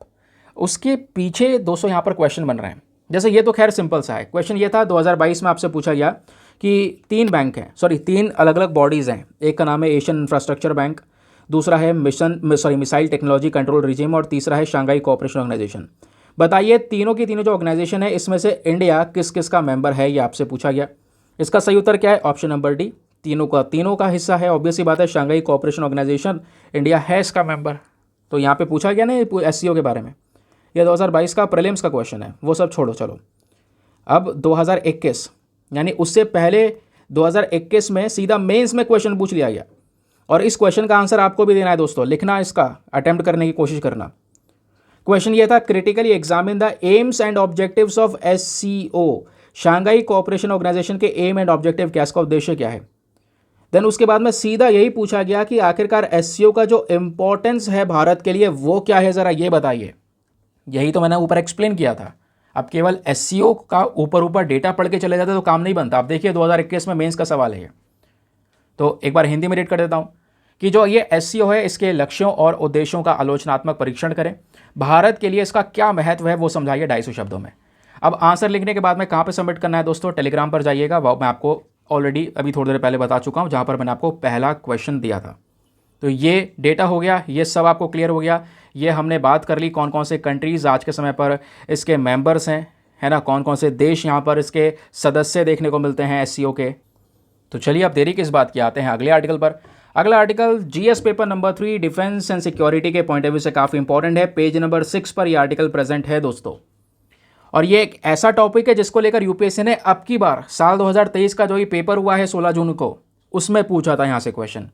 वो कैसे पूछा था, चलिए इसको यहाँ पर एक्सप्लेन करता हूँ, ठीक है। तो यहाँ पर बात हो रही है अमका, AMCA, इसकी फुल फॉर्म है एडवांस मीडियम कॉम्बैट एयरक्राफ्ट। इसका एक प्रोटोटाइप यानी इसका एक डेमो जो है दोस्तों वो रेडी कर लिया जाएगा 2028 से 29 तक, ऐसा यहाँ पर बोला जा रहा है। एक डेमो तैयार कर लेंगे, ऐसा यहाँ पर इन्फॉर्मेशन हमारे पास में है। क्वेश्चन यहाँ पर ये आता है कि सर ये अमका जो है एग्जैक्टली है क्या, ज़रा ये बताइए। अमका दोस्तों एक फाइटर एयरक्राफ्ट है। अब केवल फाइटर एयरक्राफ्ट नहीं है, ध्यान रखिएगा, ये भारत का इंडिजीनियसली बनाया हुआ 5th जनरेशन का एयरक्राफ्ट है। 5th जनरेशन का, अभी तक इंडिया के पास में कोई भी 5th जनरेशन का एयरक्राफ्ट नहीं है। ये जो बात मैंने अभी बोली है ना, इसको याद रखना, आगे काम में आएगी। तो यहाँ पर इस तरीके का जो ये अमका है दोस्तों, इसको 5th जनरेशन एयरक्राफ्ट के तौर पर तैयार किया जा रहा है, काम चल रहा है। पहला जो डेमो है, प्रोटोटाइप है, वो एक्सपेक्टेड है 2028 से 29 के बीच में तैयार कर लिया जाएगा। इस अमका का जो डिज़ाइन है दोस्तों वो पूरी तरह से रेडी है, काम कर रहे हैं, और जो पर्टिकुलरली फाइनल डिज़ाइन आएगा यानी कि फाइनल तरीके से जो रेडी करेंगे, इसकी शुरुआत 2032 या 33 में होगी, ऐसा बोला गया। फिर 2034 में कंप्लीटली यहाँ पर क्या होगा कि हम अपने इस अमका फाइटर क्राफ्ट को दे देंगे, अपने एयरफोर्स को सौंप देंगे, अपनी फोर्सेस को सौंप देंगे, सिंपल सी बात है ना। तो इसके लिए यहाँ पे हम लोग काम कर रहे हैं। अभी अमका प्रोजेक्ट भारत के लिए बहुत ही ज़्यादा ज़रूरी है, क्योंकि अभी तक का जैसे यहाँ पे लिखा हुआ भी है, ये इंडिया का ओनली, यानी इंडिया का केवल और केवल ये अभी तक इकलौता 5th जनरेशन का फाइटर एयरक्राफ्ट है। इससे पहले हमारे पास में कोई भी 5th जनरेशन का फाइटर एयरक्राफ्ट नहीं आया। जबकि चाइना के पास में दोस्तों है, रशिया के पास में है, यूएसए के पास में है। तो हम भी इसके ऊपर काम कर रहे हैं, हम कैसे पीछे रह जाएं इनके ऊपर में। हम भी इस लिस्ट में और जल्दी ऐड होंगे दोस्तों, जल्दी हमारे पास में एयरक्राफ्ट होगा, क्योंकि इसको लेकर हमारे CCS का क्लियरेंस भी आ चुका है। Very very important. CCS की फुल फॉर्म है कैबिनेट कमेटी ऑन सिक्योरिटी। क्या होती है ये कमेटी, आइए आगे मैं आपको बताऊंगा। ये कमेटी आपके पॉलिटी के पॉइंट ऑफ व्यू से इंपॉर्टेंट है, वैसे कोई कॉन्स्टिट्यूशनल कमेटी नहीं है लेकिन इंपॉर्टेंट है। तो अमका प्रोजेक्ट को ये यहाँ पर ही सारा अप्रूवल मिल गया CCS के माध्यम से, बोला जा रहा है कि 25 टन का ये 2 इंजन वाला एक एयरक्राफ्ट होगा जिसमें कई सारे वेपन्स लगे होंगे। कैपेसिटी बहुत ज़्यादा होगी, फीचर्स अल्टीमेट होंगे। अब वो फीचर्स कैपेसिटीज़ क्या क्या होंगी, आइए उसको एक्सप्लेन करते हैं। ये तो आपने न्यूज़ आर्टिकल पढ़ लिया कि खबर में क्या चल रहा है, पेज नंबर 6 पर आर्टिकल प्रेजेंट है, अच्छे से निचोड़ दिया। अब आते हैं इसको डिटेल से कवर करने के लिए। क्वेश्चन जो बनेगा एग्जामिनेशन में वो यहाँ से बनेगा, इस बैकग्राउंड डेटा से बनेगा। इन्हीं सभी नोट्स को पेड ग्रुप में एक कंपाइल्ड पीडीएफ करके तैयार करके दिया जाता है। मैं आपको कल एक डेमो दिखाऊंगा, ठीक है। अभी फिलहाल टाइम ज़्यादा हो गया, इस वजह से उसको डेमो दिखाने में लगूंगा तो टाइम ज़्यादा हो जाएगा कि पेड पीडीएफ का मतलब स्ट्रक्चर कैसा होता है। फिर यहाँ पे बात हो रही है 5th जनरेशन एयरक्राफ्ट की। अब 5th जनरेशन एयरक्राफ्ट की ज़रूरत क्यों है और ये कैसे एयरक्राफ्ट है? नॉर्मल एयरक्राफ्ट से काम नहीं चल सकता क्या? नहीं दोस्तों, जब दुनिया एडवांस हो रही है, दुनिया भर के पास में घातक वेपन्स आ रहे हैं, तो हमें भी आगे बढ़ना होगा, है ना। हर कोई चाहता है यूज़ ना हो, लेकिन ऑब्वियस सी बात है अपने डिफेंस के लिए इसको रखना होगा। तो दोस्तों एक जो हैवी कॉम्बैट जोन होते हैं वहाँ पर इसको इस्तेमाल किया जा सकता है। एक बहुत ही ज़्यादा सटीक तरीके से अटैक करने वाला एक एडवांस लेवल का ये फाइटर एयरक्राफ्ट होने वाला है, 5th जनरेशन एयरक्राफ्ट, जिसको 5G फाइटर जेट का नाम भी दिया गया है। इसमें स्टिल्थ कैपेबिलिटीज़ होगी, दुश्मन का रडार भी नहीं पकड़ पाएगा हमारे इस एयरक्राफ्ट को। सुपरसोनिक स्पीड होगी, जो आवाज़ है, ध्वनि है, उस साउंड की स्पीड से भी कई गुना ज़्यादा तेज़ी से यहाँ पर ये चलने वाला है, ठीक है। तो जो हमारे 4th जनरेशन का एयरक्राफ्ट है उससे कई गुना ज़्यादा आगे है। इसमें कई सारी फैसिलिटीज़ हैं, सेल्फ प्रोटेक्शन है, रडार जैमिंग कैपेबिलिटीज़ है और भी कई सारे अलग अलग प्रकार की फैसिलिटीज़ को ऐड किया गया है। फिर क्या अभी कौन कौन से देश हैं जिनके पास में इस प्रकार के 5G यानी कि 5th जनरेशन के जेट्स हैं? तो केवल दोस्तों 3 ही देश हैं जिनके पास में दुनिया में 5th जनरेशन के जेट्स हैं। एक है रशिया, रशिया के पास में सुखोई Su-57, चाइना के पास में चेंगलू J-20, यूएस के पास में है F-35। तो ऑब्वियस सी बात है भैया, चाइना पड़ोसी देश है, इसके पास में है, हमारे पास में होना भी चाहिए। अभी पीछे रह गए हम चाइना से इस पर्टिकुलर मामले में, यहाँ पे कम्पीट करना बनता है, ठीक है। तो उसको लेकर बात ये हो रही है कि ठीक है चलो काम चल रहा है, 2032-33 तक इसको तैयार कर लिया जाएगा फाइनल प्रोडक्ट। अभी पहले डेमो पे काम चलेगा, 2038-39 तक फाइनल प्रोटोटाइप निकाला जाएगा, 28-29 तक फिर आगे काम होगा, ठीक है। लेकिन क्वेश्चन ये है कि भारत को इसकी ज़रूरत क्या है? ज़रूरत चलो समझते हैं। अभी जो हमारी इंडियन एयरफोर्स है दोस्तों, इनके पास में जो ज़्यादा एयरक्राफ्ट्स हैं उनकी कैपेसिटी है। अभी जो एयरक्राफ्ट हम यूज़ कर रहे हैं वो काफ़ी पुराने भी हैं, MiG-21S, MiG-29, जैगवार, मिराज 2000, ये जल्दी दोस्तों आने वाले 10 सालों में कह सकते हैं सबसे पुराने हो जाएंगे। तो ऑब्वियस सी बात है, पुराने हो गए तो रिप्लेस करना बनता है, इनको हटाना बनता है इनको, और इंडिया को ये करना होगा। इंडिया को एनहेंस करनी होगी अपनी एयर डिफेंस की शक्ति चाइना और पाकिस्तान के खिलाफ, क्योंकि दोस्तों इस मामले में चाइना बहुत ही ज़्यादा आगे। अगर हम देखें, चाइना के पास में 3304 एयरक्राफ्ट्स हैं, जबकि इंडिया के पास में 2296 एयरक्राफ्ट्स हैं, पाकिस्तान के पास में 1434 एयरक्राफ्ट्स हैं। और चाइना और पाकिस्तान ये दोनों ही हमारे लिए थ्रेट हैं, हमारे लिए सही नहीं है, इनके साथ रिलेशंस ख़राब हैं, कभी भी अटैक कर सकते हैं, इन पर कोई भरोसा नहीं है, पहले भी हुआ है, ऑब्वियस ही बात है। उसी के बेसिस पर यहाँ पर ये बोला जा रहा है, तो इस बेसिस पे हमें रेडी रहना होगा। तो भारत का मेन पर्पज़ यहाँ पर यह भी है कि ये एयरक्राफ्ट हम किसी से परचेज नहीं कर रहे हैं, इसको हम खुद बना रहे हैं। तो इससे क्या होगा, डिफेंस में सेल्फ सफिशिएंसी इंप्रूव होगी, आत्मनिर्भर की तरफ हम दोस्तों आगे बढ़ रहे होंगे, समझ गए। फिर इंडिया जो है ये अमका जो तैयार कर रहा है एडवांस मीडियम कॉम्बैट एयरक्राफ्ट, इसमें 5 अलग अलग डेमो दोस्तों तैयार किए जाएंगे। और जो 5 डेमो प्रोटोटाइप्स रेडी होंगे, इनको कौन मैन्युफैक्चर कर रहा है? एडीए के साथ साथ एडीए क्या है? Aeronautical development agency. फिर आपका हिंदुस्तान एरोनॉटिक्स लिमिटेड हो गया और कुछ प्राइवेट इंडस्ट्रीज़, ये तीनों मिलकर इसको डेवलप कर रही हैं। और जल्दी भारत के पास में ये एयरक्राफ्ट आ जाएगा। जैसे ये फाइटर जेट आएगा, हम यहाँ पे यूएस, रशिया, चाइना वाले लिस्ट में ऐड हो जाएंगे, हम चौथा देश बन जाएंगे दुनिया में जिसके पास में इस प्रकार का फाइटर एयरक्राफ्ट होगा, ठीक है। अब दोस्तों इस एयरक्राफ्ट के कुछ फीचर्स के बारे में बात कर लेते हैं, क्योंकि हमारे लिए फीचर्स भी ज़्यादा इंपॉर्टेंट हैं। फीचर्स में सबसे पहले दोस्तों, जैसे मैंने बोला, इस एयरक्राफ्ट को तैयार कौन कर रहा है? इन जेट्स को तैयार करने वाली बॉडी है एडीए, डीआरडीओ, ये इंपॉर्टेंट नोडल एजेंसी है। ये इसकी डिज़ाइन करेंगे कि हाँ भाई किस तरीके का होना चाहिए, और फिर उसके बाद बनाएगा कौन? मैन्युफैक्चरिंग कौन करेगा? मैन्युफैक्चरिंग हमारा हिंदुस्तान एरोनॉटिक्स लिमिटेड करेगा। अब बात आती है फीचर्स की, फ़ायदे क्या होंगे? इसके अंदर एक स्टेल्थ फीचर देखने को मिलेगा, रडार की पकड़ में ना आएगा। 25 टन के 2 इंजन वाले एयरक्राफ्ट हम यहाँ पर तैयार कर रहे हैं, जो कि बहुत ही ज़्यादा ताकतवर होगा आज के साइज़ के हमारे इन एयरक्राफ्ट से, है ना। उसके अलावा फ्यूल एंड वेपन की बात करेंगे तो इस एयरक्राफ्ट में दोस्तों एक बड़े साइज़ का छिपा हुआ इंटरनल फ्यूल टैंक होने वाला है, जिसकी जो कैपेसिटी है वो 6.5 टन के आसपास की कैपेसिटी होगी। कई सारे घातक वेपन्स इसमें लगाए गए हैं, कुछ ऐसे वेपन्स हैं जो इंडिया ने खुद से बनाए हुए इंडिजीनियस वेपन्स को यहाँ पर लगाया गया इसमें। फिर बात आती है इंजन की, तो अमका MK1 जो होगा दोस्तों, इसमें जो इंजन होगा वो अमेरिका का होगा, US बिल्ट इंजन होगा जिसका नाम है GE414 इंजन।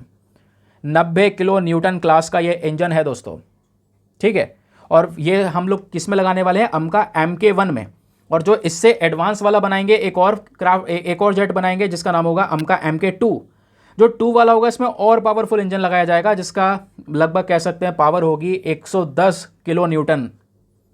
तो 110 किलो न्यूटन का इंजन यहाँ पर लगाने वाले हैं दोस्तों MK2 में। और इस इंजन को किसने डेवलप किया है, DRDO ने। DRDO की स्पेशली जो गैस टर्बाइन रिसर्च एस्टेब्लिशमेंट है उनके थ्रू। इन्होंने भी अकेले नहीं, बाहर विदेशी कुछ कंट्रीज़ के साथ में मिलकर ये इसको बनाने के लिए यहाँ पर ये पूरा कॉन्सेप्ट रखा है। फिर डेवलपमेंटल टाइम्स में आपको ऑलरेडी शेयर कर ही चुका हूँ भैया कि जो ADA है इसका मेन पर्पज़ यह है कि आने वाले 4 से 5 सालों में सब कुछ डिज़ाइन वगैरह तैयार हो जाएंगे, फिर इसके ऊपर काम मैन्युफैक्चरिंग शुरू होगी। तो लगभग यहाँ पर 10-15 साल लगने वाले हैं इस प्रकार का स्ट्रक्चर हमारे पास में आने के लिए। क्लियर, आगे आते हैं और अब देखते हैं। देखो UPSC ने 2016 में इस प्रकार का क्वेश्चन पूछा। ये क्वेश्चन थोड़े अलग हैं, जैसे मतलब डिफेंस के मामले, जैसे हम लोग बात करें ना अमका क्या है, क्वेश्चन बन सकता है बताइए अमका क्या है हाल ही में न्यूज़ में। तो ध्यान रखिएगा ये 5th जनरेशन का फाइटर जेट है। सवाल ऐसे बनते हैं जैसे 2016 में बन लिया। 2016 में यहाँ पर क्वेश्चन ये पूछा गया कि बताइए जो INS अस्त्रधारिणी है, इसको देखते हुए यहाँ पर बताइए क्या है INS अस्त्रधारिणी। तो इसका सही उत्तर ऑप्शन नंबर C, एक टॉर्पीडो लॉन्च रिकवरी वेसल है। फिर 2008 में यहाँ पर एक क्वेश्चन पूछा गया कि भैया इंडियन डिफेंस के कॉन्टेक्स्ट में बताइए जो ध्रुव है, ये ध्रुव क्या है। तो ऑप्शन नंबर यहाँ पर इसका सही है, ये ध्रुव जो है एक एडवांस लाइट हेलीकॉप्टर है। फिर उसके बाद में एक थर्ड क्वेश्चन जो सबसे ज़्यादा इंटरेस्टिंग यहाँ पर आपको देखने को मिलेगा। ये क्वेश्चन ध्यान से पढ़िएगा दोस्तों। ये पेपर कब का है, ये अब की बार के प्रीलिम्स का है जो 16 जून को प्रीलिम्स हुआ था। और इस पेपर में ही 15वां क्वेश्चन था। क्वेश्चन ये था कि कंसिडर द फॉलोइंग एयरक्राफ्ट। आपके पास में 3 एयरक्राफ्ट के नाम है, Rafale, MiG-29 and Tejas MK1। पूछा गया इन तीनों में से कितने एयरक्राफ्ट ऐसे हैं जो कि 5th जनरेशन फाइटर एयरक्राफ्ट हैं। बताइए क्या होना चाहिए आंसर, केवल 1, केवल 2, तीनों या फिर कोई नहीं। तो इसका सही उत्तर ऑप्शन नंबर D, कोई नहीं होगा। भाई अभी तक है ही कहाँ हमारे पास, इस पे ऊपर तो काम चल रहा है, अभी टाइम लगेगा, कम से कम 10 साल लगने वाले हैं आने के, जब तक ये आएगा हमारे पास में 5th जनरेशन का। तो यहाँ पर ये तीनों के तीनों गलत हैं। तो आप देख पा रहे हो 2023 में इस बार ऐसा भी क्वेश्चन पूछा गया। तो इस तरीके से हर एक आर्टिकल को इस तरीके से पढ़ो कि कोई भी क्वेश्चन चाहे मेंस में हो चाहे प्रीलिम्स में हो छूटे ना, क्योंकि दोस्तों तैयारी जो होती है वो प्रीलिम्स और मेंस दोनों की साथ में होती है। ऐसा नहीं है कि आप न्यूज़पेपर से केवल फैक्ट्स पढ़ के प्रीलिम्स की तैयारी कर रहे हैं कि आर्टिकल लंबा हो जाएगा, डेटा लंबा हो रहा है, इस वजह से नहीं पढ़ रहे हैं। तो मेन्स की भी तो तैयारी करनी है ना साथ ही साथ में। तो अब प्रीलिम्स क्लियर कर लोगे, उसके बाद ये सारा डेटा फैक्ट वगैरह कहाँ से लाओगे बाद में, तो हाथों हाथ लेके चलो। तो वैसा यहाँ पर सब कुछ मैं डेटा आपको प्रोवाइड करवा ही देता हूँ PDFs वगैरह में। ये हम फ्यूचर फाइटर जेट की बात कर रहे थे, इसके हमने डिस्कशन कर लिया है। हाँ, अब फटाफट कैबिनेट कमेटी ऑन सिक्योरिटी के बारे में बात कर लेते हैं यार, इसको नहीं छोड़ सकते क्योंकि इसी कमेटी ने तो अप्रूवल दिया है कि इस प्रकार के जो फाइटर जेट्स इसको रेडी किया जाएगा। तो दोस्तों ये जो particular cabinet committee on security है, इसको हेड किया जाता है हमारे प्रधानमंत्री जी के थ्रू। एक एपेक्स बॉडी है, स्पेशली जब बात आती है डिफेंस की या हमारे देश की सिक्योरिटी की, तो देश के सिक्योरिटी के बेसिस पे यहाँ पर ये बहुत ज़्यादा काम करने वाली बॉडी है। इस कमेटी के अंदर में कौन कौन से मेंबर्स होते हैं? सबसे पहले दोस्तों हमारे भारत के प्रधानमंत्री इसके हेड होंगे, फिर डिफेंस मिनिस्टर होंगे, फिर होम अफेयर्स होंगे, देन फिनांस मिनिस्टर होंगे, देन उसके बाद एक्सटर्नल अफेयर मिनिस्टर होंगे। तो 3, 2, 5 ये 5 मेंबर्स सबसे ज़्यादा इंपॉर्टेंट हैं इस कैबिनेट कमेटी ऑन सिक्योरिटी के अंदर में। अब कैबिनेट कमेटी ऑन सिक्योरिटी का मेन फंक्शन क्या होता है, कार्य क्या होता है, आपको पता ही है। इनका मेन कार्य है हमारे देश की सिक्योरिटी को एनहेंस करना, देश के लॉ एंड ऑर्डर से रिलेटेड जो समस्याएं हैं उनको रिजॉल्व करना, डिफेंस के मामले में काम करना, डिफेंस के मामले में भारत को और ज़्यादा मजबूत बनाना, बाहर से कोई जो एक्सटर्नल थ्रेट्स हैं उसको यहाँ पर काउंटर करना। ये सारा काम दोस्तों CCS का हमारा देखने को मिल जाता है। और इसी के लिए जो CCS है दोस्तों वो कई हज़ारों करोड़ रुपए का खर्चा करता है डिफेंस को और ज़्यादा बढ़ावा देने के लिए। CCS आज के समय पर यह देखता है यहाँ पर जो कैपिटल एक्सपेंडिचर लगभग 1000 करोड़ से ज़्यादा एक्सपेंडिचर किया जा रहा है हमारे डिफेंस प्रोडक्शन में, department of defence and research development के ऊपर में, ताकि भारत की नेशनल सिक्योरिटी के ऊपर स्पेशली हम एक बढ़िया तरीके से फोकस कर सकें। ये सारा काम CCS का है। क्लियर? चलिए आगे आते हैं नेक्स्ट आर्टिकल पर। तो दोस्तों मज़ा आ रहा है ना न्यूज़पेपर पढ़ने में, क्योंकि कई बार ऐसा होता है, कई लोग बोलते हैं आर्टिकल न्यूज़पेपर एनालिसिस जल्दी नहीं आ रहा है। दोस्तों अभी थोड़ा बहुत फिर भी जल्दी अपलोड होना शुरू हो गया है, क्योंकि कंटेंट रेडी करने में टाइम लगता है। अभी जो क्वालिटी यहाँ पर मेंटेन कर रहा हूँ इसको मैं और ज़्यादा एक्सपैंड करूँगा आगे, और कुछ चीज़ें भी यहाँ पर ऐड की जाएंगी, तो उसके लिए परेशान ना होइएगा, है ना। तो ये पीडीएफ्स वैसे आपको टेलीग्राम पर दी गई हैं, लेकिन कुछ नए तरीके से दी गई हैं, उसको वहाँ से डाउनलोड कर लीजिएगा। क्लियर। तो ये वाला जो आर्टिकल है दोस्तों आज के हमारे न्यूज़पेपर में पेज नंबर 12 पर प्रेजेंट है, जिसको जीएस पेपर नंबर 3 के साथ में हम यहाँ पर लिंक करने वाले हैं। अच्छा, क्या बात करता है? बात ये हो रही है कि भारत एक्सप्लोर कर रहा है नए sources of coking coal, plants own pricing tool. क्या है मतलब, आइए मैं आपको समझाता हूँ। देखिए, जो कोयला होता है, कोयले के कई सारे यूज़ होते हैं। अब कई सारे यूज़ में आप देख पाएंगे, सबसे पहले कोयला बिजली को बनाने के लिए इस्तेमाल किया जाता है, लेकिन कोयले से ही दोस्तों एक और कोयले की फॉर्म बनाई जाती है जिसको बोलते हैं कोक। क्या बोलते हैं? कोक। या फिर आपने सुना होगा इसको बोला जाता है कोकिंग कोल। अब ये कोकिंग कोल हमारे लिए बहुत ज़रूरी है। बहुत ज़रूरी क्यों है? क्योंकि दोस्तों इसी कोकिंग कोल को जलाकर इसका इस्तेमाल करके हम स्टील बनाते हैं, और भारत में स्टील इंडस्ट्री एक इंपॉर्टेंट रोल प्ले करती है, और ये कोकिंग कोल फिर हमें बाहर से मंगाना पड़ता है। तो करंट समय पर क्या हो रहा है, भारत नए नए और भी सोर्सेज को एक्सप्लोर कर रहा है। कहने का मतलब है अभी तक जो सबसे ज़्यादा कोकिंग कोल हम रिसीव करते हैं या इंपोर्ट करते हैं वो केवल ऑस्ट्रेलिया से करते हैं। भारत में जितना भी कोकिंग कोल का सप्लाई होता है उसका 70% जिम्मेदारी ऑस्ट्रेलिया ने ले रखी है। ऑस्ट्रेलिया हमको ये कोकिंग कोल भेजता है, समझ गए। तो अभी इसको थोड़ा सा कम किया जा रहा है, कहने का मतलब है, और हम कंट्रीज़ को डाइवर्सिफाई कर रहे हैं। भाई ऑस्ट्रेलिया के अलावा अभी हमने रशिया से भी इस प्रकार का कोकिंग कोल मंगाना शुरू किया। अभी 2 दिन पहले पढ़ाया था, व्लादिमीर पुतिन ने 2 ट्रेनें भेजी हैं भारत की साइड इस कोकिंग कोल को वहाँ पे लाद कर। तो कोकिंग कोल का ज़रूरी सबसे ज़्यादा इस्तेमाल होता है स्टील इंडस्ट्री के अंदर में, समझ गए। तो रशिया तो हमारे पास में है एक ऑप्शन, लेकिन रशिया के अलावा और सोर्सेज ढूंढने होंगे, तो उसके लिए मंगोलिया दोस्तों एक नया मार्केट नज़र आ रहा है। मंगोलिया में भी भरपूर मात्रा में कोकिंग कोल है, तो मंगोलिया से भी दोस्तों हम कोकिंग कोल मंगा सकते हैं। इससे क्या होगा, एक कंट्रीज़ के ऊपर डिपेंडेंट कम होगा, थोड़ा डाइवर्सिफिकेशन कर सकेंगे। इससे दोस्तों थोड़ा प्राइस वगैरह भी कम हो पाएगा, क्योंकि कंपटीशन क्रिएट हो जाएगा। इंडिया बड़े लेवल पर कोकिंग कोल मंगा रहा है, तो ऑस्ट्रेलिया फिर सस्ता देगा, सोच रहा होगा कि भाई इंडिया वहाँ से ले रहा है, हमसे सस्ता ले रहा है। फिर तीसरा कंट्री आएगा कि नहीं भाई हम और बढ़िया देंगे आपको, थोड़ा और कम अमाउंट में, आइए हमसे लीजिए।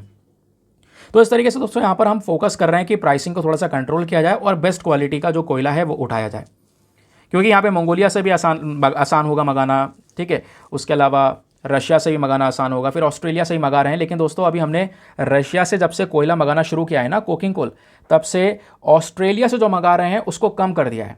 तो ऑस्ट्रेलिया का जो इंपोर्ट है दोस्तों, ऑस्ट्रेलिया से जो हम इंपोर्ट कर रहे हैं वो डिक्लाइन हुआ है पिछले कुछ समय पर, ये भी हमारी रिपोर्ट्स बताती हैं। तो ये आर्टिकल आपको क्लियर हुआ कि आर्टिकल में क्या बातें हो रही हैं। अब चलिए आगे विस्तार से समझते हैं। अब आती है यहाँ पर रियलिटी। देखिए, यहाँ से भी यूपीएससी सवाल पूछ चुका है, तो कहोगे सर कितने सवाल पूछेगा? हाँ, पूछ चुका है, तभी तो न्यूज़पेपर में वही आर्टिकल छाटने होते हैं जहाँ पे क्वेश्चन पूछे जा रहे हो, क्योंकि जो क्वेश्चंस प्रीवियस ईयर में आए हैं उसी के बेसिस पर ही तो हम अपनी तैयारी कर सकेंगे कि आखिरकार पैटर्न क्या है, पूछा क्या जाता है पेपर में। तो यहाँ पे दोस्तों बात हो रही है कोकिंग कोल के न्यूज़ के बारे में। तो पिछले कुछ समय पर कुछ रिपोर्ट्स भी आई थी। एक रिपोर्ट आई थी फिच सोल्यूशन के माध्यम से, उसमें यह बोला जा रहा था कि साल 2025 तक India will overtake China as the largest importer of coking coal by 2025। तो अभी क्या है, चाइना भी बहुत सारा कोकिंग कोल इंपोर्ट करता है, दुनिया में सबसे बड़ा इंपोर्टर है। तो भारत चाइना को ओवरटेक कर देगा 2025 तक, ये हमारी पुरानी रिपोर्ट्स का कहना है, क्योंकि लगातार भारत कोकिंग कोल मंगा रहा था। क्यों? क्योंकि कोकिंग कोल का इस्तेमाल होता है स्टील प्रोडक्शन के अंदर में। अब सवाल यह है कि सर ये कोकिंग कोल होता क्या है? कोकिंग कोल को दोस्तों हम मेटलर्जिकल कोल भी बोलते हैं। इसका इस्तेमाल किया जाता है कोक बनाने में, यानी कि स्पेशली कोक मतलब कोई कोका कोला नहीं है, यहाँ पर बात हो रही है एक और फॉर्म की कोयले की, जिससे हम स्टील बनाने वाले हैं। जैसे यहाँ पर आप देख पाएंगे, तो ये रहा अपना कोयला। कोयले से क्या क्या बन जाता है? कोयले से बन जाएगा हमारा सॉलिड फॉर्म में इसको बनाएंगे, जिसको बोलते हैं कोक। लिक्विड फॉर्म में बनता है कोल तार। गैसियस फॉर्म में हम कोल गैस बना लेते हैं, समझ गए। अब जो ये सॉलिड फॉर्म में हमने यहाँ पर ये कोकिंग कोल बनाया है, जिसको कोक बोलते हैं, इसका इस्तेमाल आयरन या दूसरे मेटल्स बनाने में किया जाता है। ये फोटो के माध्यम से समझ में आया। कोक जो है दोस्तों कुछ इस प्रकार से नज़र आता है, काफ़ी ज़्यादा हार्ड और ब्लैक सब्सटेंस देखने को मिलता है। एक प्रकार का इसको बोलते हैं, ये प्योर फॉर्म ऑफ कार्बन है। कार्बन बहुत ज़्यादा है, एनर्जी बहुत ज़्यादा होती है इसके अंदर में। इस चक्कर में स्टील को बनाने के लिए इसका इस्तेमाल किया जाता है। तो कोकिंग कोल होता है क्या, ये पता चल गया। एक होता है थर्मल कोल। थर्मल कोल वो है जो दोस्तों स्पेशली जिसको जलाकर बिजली का उत्पादन किया जाता है, थर्मल पावर जनरेट करते हैं, तो वो आपका थर्मल कोल होता है। कोकिंग कोल क्या होता है मैंने आपको बता दिया। कोकिंग कोल ज़्यादा हाई क्वालिटी का होता है, ध्यान रखिए, इसकी क्वालिटी बहुत ज़्यादा बढ़िया होती है थर्मल से भी। उसके बाद आप कुछ बेसिक फैक्ट्स और शेयर किए जा रहे हैं कोकिंग कोल के बारे में, मेटलर्जिकल वगैरह ये सब हम डिस्कस कर ही चुके हैं। कोक जो है दोस्तों, इसको हम यूज़ करते हैं as a fuel and as a reducing agent in smelting iron. Iron ore की स्मेल्टिंग में हम एज अ रिड्यूसिंग एजेंट भी इस्तेमाल करते हैं। उसके अलावा कोकिंग कोल का इस्तेमाल होता है, इससे हम जो हमारा आयरन ऑक्साइड होता है हेमेटाइट, उसको आयरन मेटल के अंदर में कन्वर्ट करते हैं। जो ये कोकिंग कोल है, मेटलर्जिकल कोल है एक प्रकार का, ये बिटुमिनस कोल होता है, ध्यान रखिए। बिटुमिनस कोल जिसकी क्वालिटी काफ़ी ज़्यादा शानदार होती है, जिसका यूज़ करके स्टील वगैरह या दूसरे मेटल्स को प्रोड्यूस किया जाता है। कोकिंग कोल में कार्बन कंटेंट ज़्यादा होता है, क्योंकि इसको हम लोग एक प्योर फॉर्म ऑफ कार्बन भी बोलते हैं। तो स्टीम कोल से ज़्यादा कार्बन दोस्तों कोकिंग कोल में हमको देखने को मिल जाता है। ठीक है, अब ये हो गया बात। जो 70% स्टील का प्रोडक्शन हो रहा है आज के समय पर, वो यहीं पर कोयले का इस्तेमाल होता है। बताया जाता है अराउंड 0.6 टन यानी कि 600 किलोग्राम, कितना 600 किलो जो कोक होता है, इसको जलाकर या इसका यूज़ करके दोस्तों 1 टन यानी 1000 किलोग्राम स्टील हम बना सकते हैं। तो यह है कोक की पावर। अब इंपोर्ट्स वगैरह की बात करेंगे तो आपको बता चुका हूँ, ऑस्ट्रेलिया दोस्तों अभी भी एक रिमेन लीडर बना हुआ है, बट हम फोकस कर रहे हैं कुछ और कंट्रीज़, कुछ और सोर्सेज के ऊपर जिनसे कोयला या स्पेशली कोकिंग कोल को इम्पोर्ट किया जाएगा। नाउ अब देखिए यहाँ पर यूपीएससी ने 2015 में एक क्वेश्चन पूछा। क्वेश्चन यह है कि इंडिया में जो स्टील प्रोडक्शन इंडस्ट्री है, इसको जो रिक्वायरमेंट है इंपोर्ट की, वो किस चीज़ की है, यानी स्टील प्रोडक्शन इंडस्ट्री के मामले में हमें किस चीज़ का इंपोर्ट की ज़रूरत है। Option number A saltpetre, then उसके बाद रॉक फॉस्फेट, कोकिंग कोल, या इनमें से सब। यहाँ पे कंफ्यूज हो सकते थे, बट यहाँ पे आपको क्लियर पता है भाई कोकिंग कोल तो हम इंपोर्ट करते ही करते हैं, जिससे स्टील प्रोडक्शन होता है। इवन 70% स्टील प्रोडक्शन होता है, जहाँ जो कि यहाँ पे लिखा हुआ है आर्टिकल में आपको दिया गया है लिख कर कि 70% स्टील प्रोडक्शन। भाई इतना ज़्यादा हो रहा है तो सिंपल सी बात है, कोकिंग कोल इसका सही उत्तर होगा। Option number C is the correct answer. ठीक है, तो दोस्तों ये था हमारा आज का डिस्कशन। आई होप आपको मज़ा आया होगा, बहुत कुछ जानने को मिला होगा लेक्चर से। बाकी ऐसे ही यहाँ पर आपको हाई क्वालिटी के लेक्चर्स मिलते चलेंगे। आ जाते हैं वर्ड ऑफ द डे के ऊपर में। आज का वर्ड ऑफ द डे क्या है? वर्ड ऑफ द डे है ट्रकुलेंट। ट्रकुलेंट मतलब होता है थोड़ा डिफरेंटली एग्रेसिव, एग्रेसिव कह लो या लड़ाकू कह लो, लड़ाका कह सकते हैं, है ना। तो ये वर्ड यहाँ पे हम यूज़ कर सकते हैं इस ट्रकुलेंट के लिए। तो इस ट्रकुलेंट का यूज़ करते हुए, इस वर्ड का यूज़ करते हुए दोस्तों एक सेंटेंस आपने फॉर्म करना होगा। ठीक है, जो बहुत ही ज़्यादा क्विक है, आर्ग्यू करने के लिए, लड़ाई करने के लिए, भाई बिल्कुल रेडी है, बस कुछ भी हो मैं तैयार हूँ भाई भिड़ने के लिए, ऐसे को बोलते हैं ट्रकुलेंट। क्लियर? इसका यूज़ जैसे यहाँ पर किया गया है कि it was a truculent speech against the new government. नई सरकार के खिलाफ में ये एक बहुत ही ज़्यादा लड़ाकू स्पीच थी, या बहुत ही ज़्यादा एग्रेसिव स्पीच यहाँ पर देखने को मिली थी, ऐसा यहाँ पर यूज़ किया गया है। तो आप भी यूज़ करके एक सेंटेंस फॉर्म कीजिए। सेंटेंस फॉर्म करना बहुत ही ज़्यादा ज़रूरी है। जब तक सेंटेंस फॉर्म नहीं करेंगे आप, तब तक इन वर्ड्स का लगाने का या यूज़ करने का कोई फ़ायदा नहीं है। ठीक है, अब आते हैं अपने प्रीलिम्स वाले क्वेश्चन पर, स्पेशली जो प्रैक्टिस का क्वेश्चन स्टार्टिंग में दिया गया था। तो मैंने जो एडिटोरियल आपको पढ़ाया था कल, उसमें बताया था ये सारे पॉइंट्स। बताना है इन तीनों में से कितने स्टेटमेंट सही हैं। पहला कि क्या जीएसटी जब आया तो इससे अर्बन लोकल बॉडीज़ के जो टैक्स रेवेन्यू वो कम हुआ? जी बिल्कुल हुआ, कल पढ़ा था हमने। चाहो तो कल वाला वीडियो देखो, वहाँ पे समझ जाना क्यों कम हुआ। फिर दूसरा, यहाँ पर भारत में जो शहर हैं स्पेशली, वो इंडिया के जीडीपी में टोटल 66% का कॉन्ट्रीब्यूशन देते हैं। हाँ बिल्कुल देते हैं।